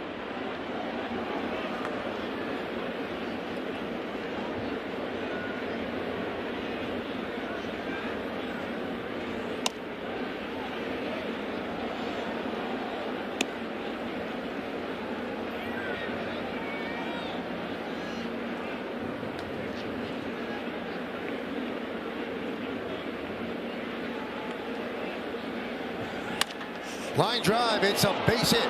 Down the right field line into the corner. Playing it out, there's Judge. He's going to come up throwing, but McNeil has himself a double. He just kills the Yankees. I mean, it doesn't matter what uniform he is in. He gets a fastball middle in here. He's a really good fastball hitter. Hits it over the head of Ben Rice into the corner for a double. Now you have Denzel Clark hitting.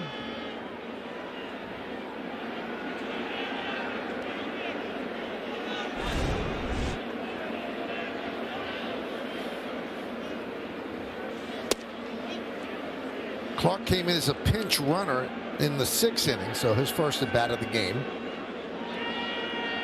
1-0.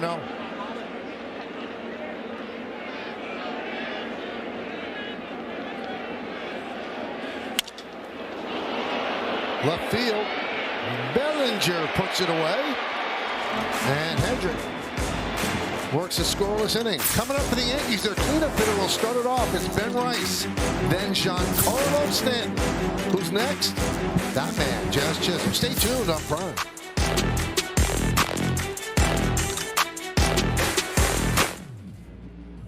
We go to the bottom of the 8th inning. Ben Rice will lead off against Hogan Harris, and the first pitch is low, 1-0. Yankees maybe have some 8th inning magic like they did last night. 4 runs last night. Turn a 3-1 deficit into a 5-3 lead, and that was the final score. Now, if you're the A's, if Rice, whatever happens with Rice, are you having Harris stay in to face Stanton because you have the lefty Chisholm up next? Absolutely not. No way. No. Okay. Because you'd have 2 lefties after Stanton. No. So you're uncertain about this? No.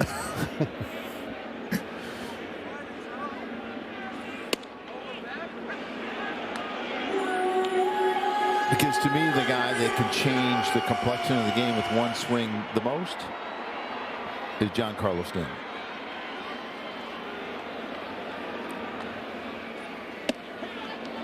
And Rice knew it. He strikes out 4 times tonight. 0 for 4.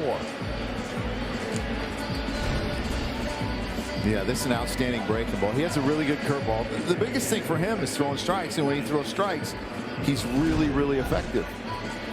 Well, you and Mark Kotze are on the same wavelength. He will signal for the right-hander to face Stanton when we get back. You're in Prime.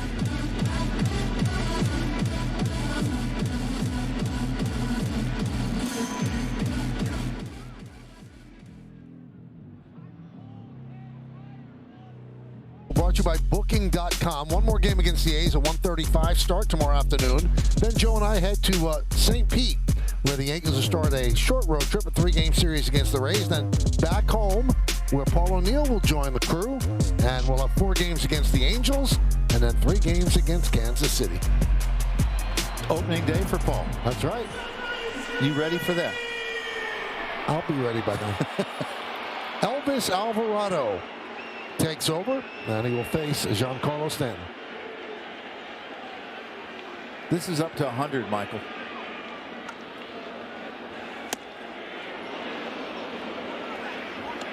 Oh and 1. So Rice strikes out 4 times for the first time in his young career.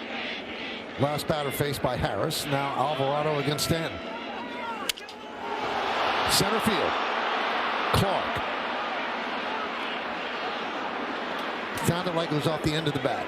I think he got in on him a little bit, Michael. It might have jammed him a little bit. He might have broke his back, too. That's just like being a tick late. And if he's not that tick late, the Yankees are up 3-2.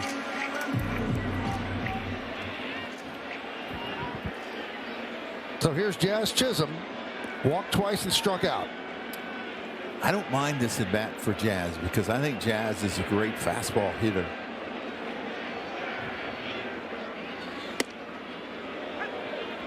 Alvarado made his major league debut last May 9th against the Yankees. Gave up a grand slam to Jason Dominguez, who had 3 home runs in that game.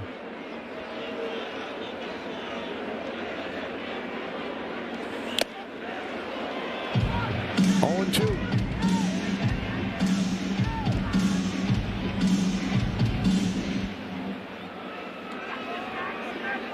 Two down here in the bottom of the 8th inning. 2-2 game.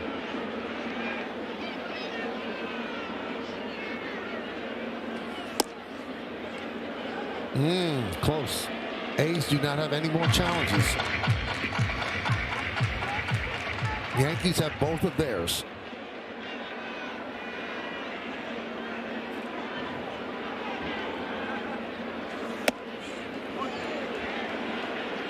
.99 miles an hour outside. 2-2. Just getting warmed up.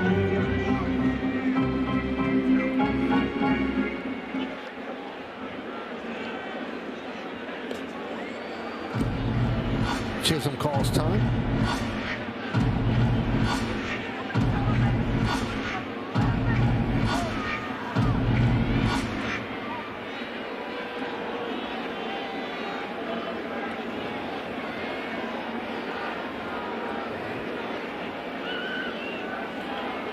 The 2-2.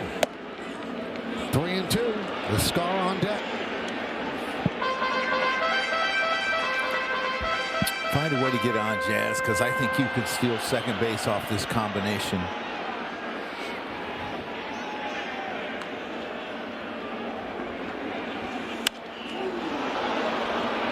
.99 foul back. Still full at 3-2.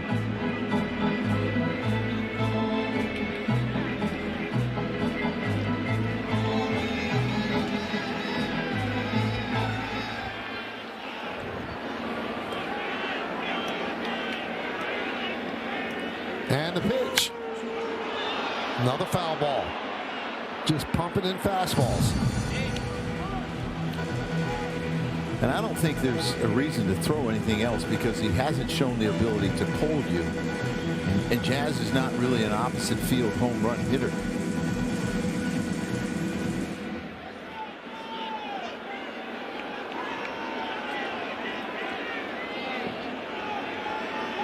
Eighth pitch coming.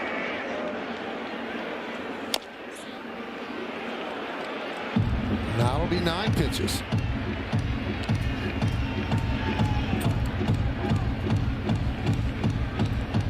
And that slider may work to him, but I'm not real crazy about it, Michael, because you can see that even though he didn't hit it hard, he did pull it.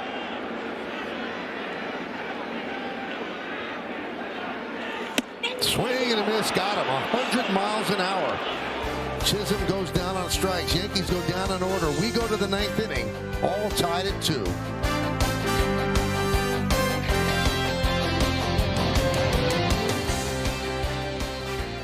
For the telecast presented by authority of the New York Yankees, it may not be reproduced or retransmitted in any form, and the accounts and descriptions of this game may not be disseminated without the express written consent of the New York Yankees.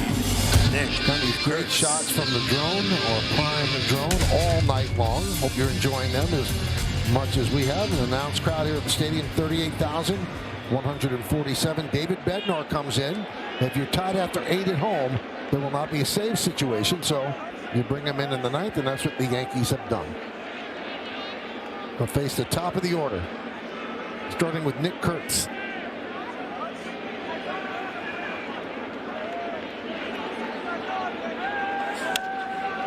Foul back. Kurtz tonight 1 for 4. He's starting to heat up a little bit. It'd be good to get him out of town after tomorrow. He can get hot as he wants. Actually, but they're staying in town. They're playing the Mets next. All week in New York.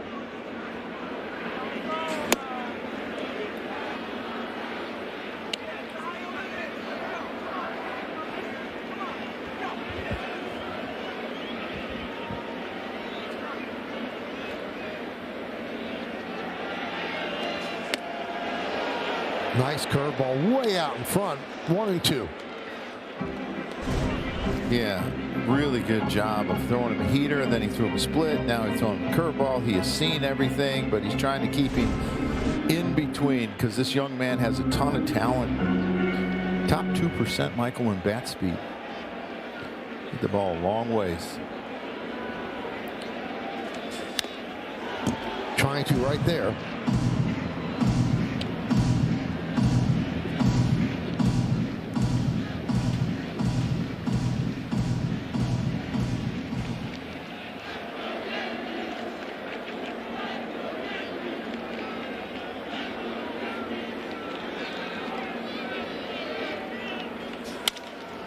Oh, base hit through the left side. So Kurtz starts off the ninth inning with a single.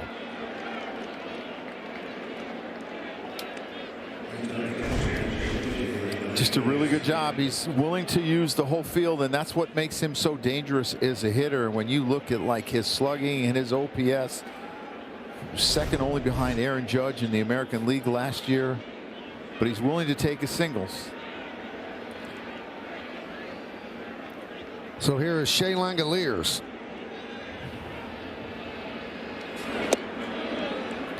You know, one thing that I think is impressive about this A's team is if you look at their top 4 hitters last year in OPS, they were all in the top 18.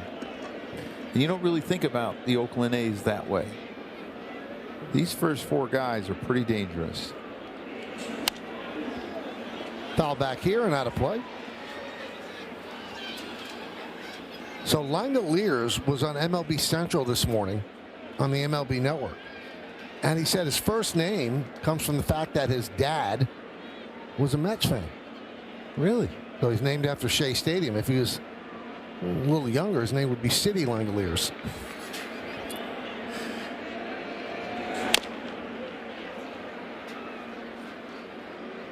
Imagine if dad was a White Sox fan, it'd be guaranteed rate Langoliers.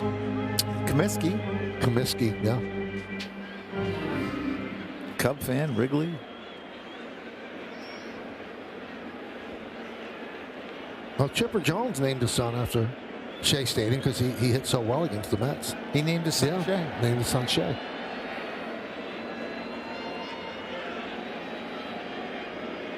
One, two. Foul back.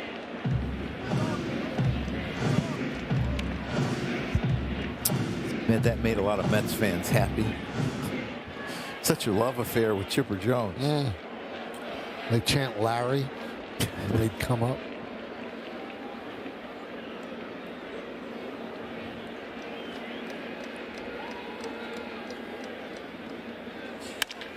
That one is lined into left center field. That is a base hit.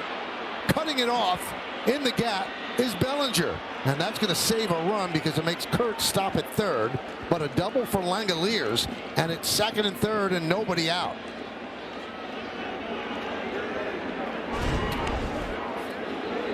Yeah, he tries to throw this fastball by him, and he's pretty good when it's inside to him.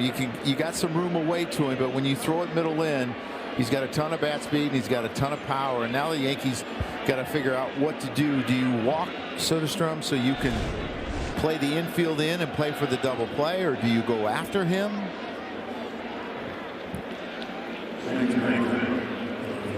Well, I think it's a combination of a strikeout and a ground ball. With the Yankees, 32.8% strikeout rate, 51.4% ground ball rate. Yankees bring the infield in for Soderstrom.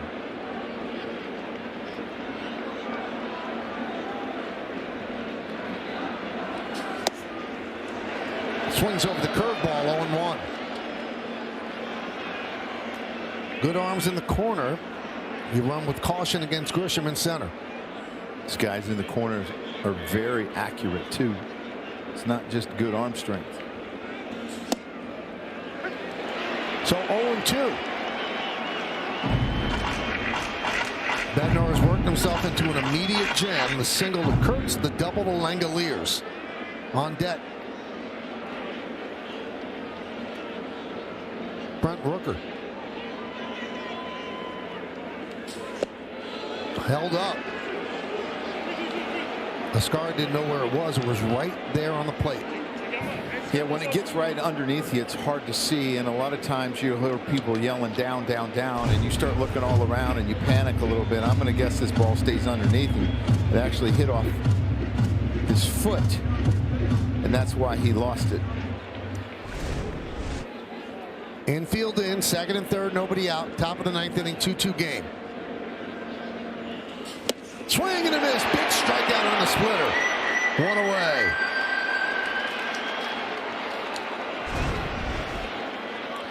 Yeah, he threw some really good splits to him. He got the second strike on a split called strike down in the zone, and because he's ahead, he can expand. Gets this huge strikeout. Now he needs another one. Infield in for Rooker.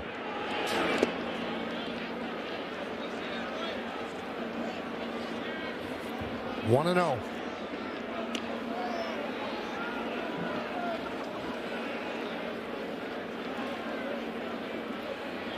Rooker tonight 0 for 3 with a walk.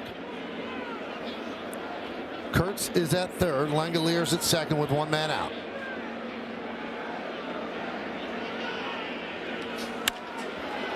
High fly ball. Right center. Going to get a run in. Grisham makes the catch. Tagging Kurtz. He scores. Langoliers moves to third. A sac fly for Rooker. And the Athletics lead 3-2.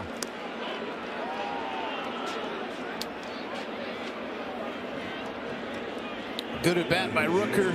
89 RBIs last year. RBI number 8 for him this year. He's been a very productive hitter in the middle of the order. Now you got a contact guy up in Jack Wilson. You got 2 outs. You got to stop it right here.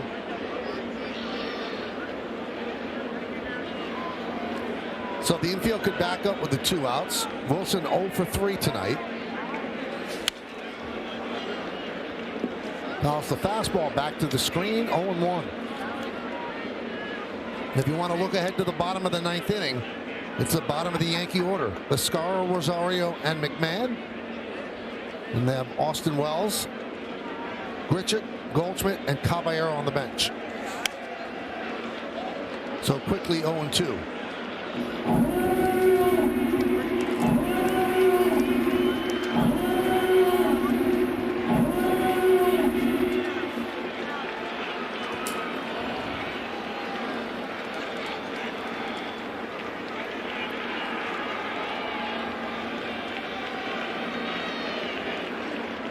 And the pitch. Still 0-2. One thing that I've noticed about Wilson is he doesn't get much of a load, Michael. His hands don't go back. He doesn't load his hip up a whole lot. So it's more of just kind of a punch. You don't see him drive the ball a whole lot, but there's a ton of contact. Grounded foul. Just missed. Hitting Langoliers in foul territory.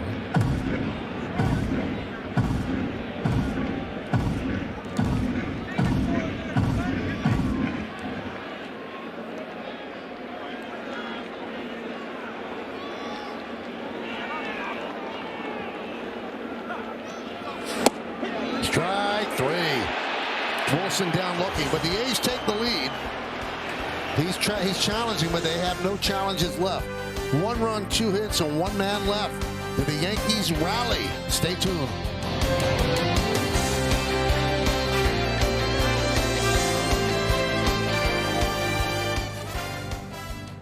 The Athletics bring in Joel Kuhnel, who we saw yesterday. He's had 1 career save since 2022. pitched last night. They're being called up. So just one game so far up here, and now trying to nail down the save. Escara, Rosario, and McMahon in the bottom of the 9th inning, with the A's leading by 1. Escara has driven in a run. He walked with the bases loaded in the first, fly ball to left, and a strikeout. So he's 0 for 8 so far in the young season. Made 2 starts behind the plate. This is start number 2. We told you who the Yankees have on the bench: Wells, Grichuk, Goldschmidt, and Caballero. If Escara gets on, Caballero will pinch run.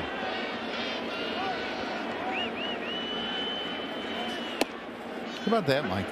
You can't say there's not opportunity in the A's bullpen. You don't make the team out of spring training. You get called up, pitching a tight game last night, you close in the next night.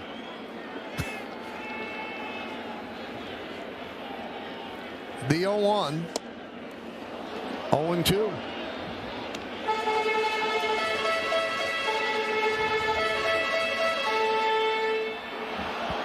Last night's hero, Rosario, on deck.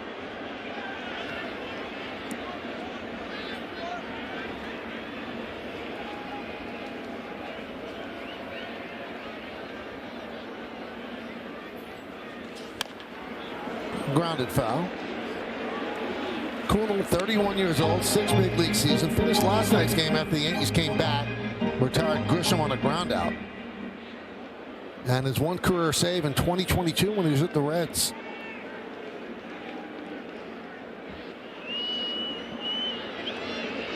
The big righty deals.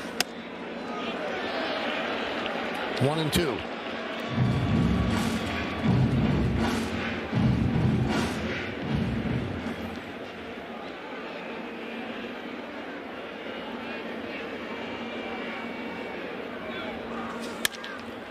Grounded, second base. McNeil, 1 down in the bottom of the 9th inning.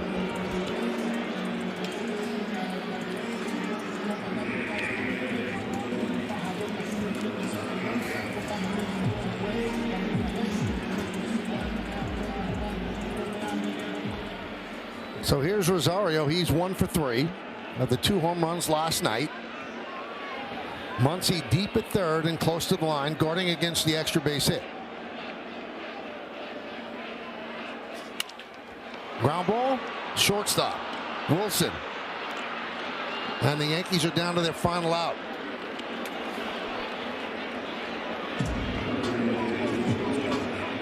Looked like it might be a night where the Yankees were going to score a ton of runs. They had Severino on the ropes in the first inning. And it leaves it up to Ryan McMahon, who struggled offensively in the early going. He's 0 for 2 with a walk tonight. He has flashed some power in his career. The Yankees would love one now into the short porch to tie the game. Grisham's on deck. 1-0. 20 home runs last year. 18 of them off right-handers.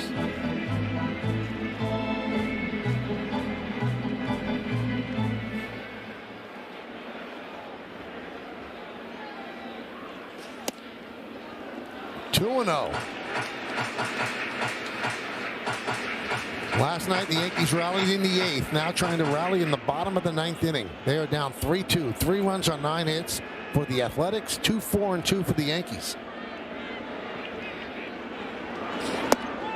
The Yankees have not had a hit since Rosario's single with 1 out in the 4th inning. They've had base runners, they've walked, but no hits. So 3-0 on Ryan McMahon. 9th hitter in the Yankee order, playing shortstop today. Pumped the strike in there, 3-1.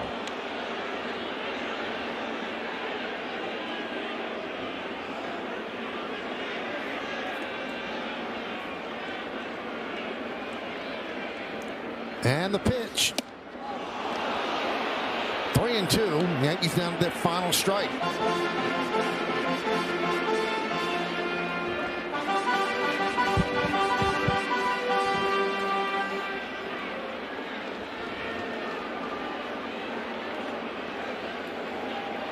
Two outs. Swing and a miss. And the A's beat the Yankees 3-2 to even the series at a game apiece. A's bullpen did the job. The Yankees scored 2 runs in the first inning. Severino settled down, and then the A's bullpen just shut him down. Yeah, Kuno got behind 3-0, and then he threw him 3 pretty good sinkers, and the last 2 dove off the plate and below the zone, and he gets the strikeout. And he wasn't part of the picture a couple of days ago, but he's a big part of the picture the last couple of days. So 3-9-0, beating 2-4-2. Took 2 hours and 49 minutes. Alvarado gets the win. Kuno was saved. First one since 2002. Bednar took the loss. Rooker go-ahead sac fly in the 9th. Will Warren got the start. Pitched 2 outs into the 5th.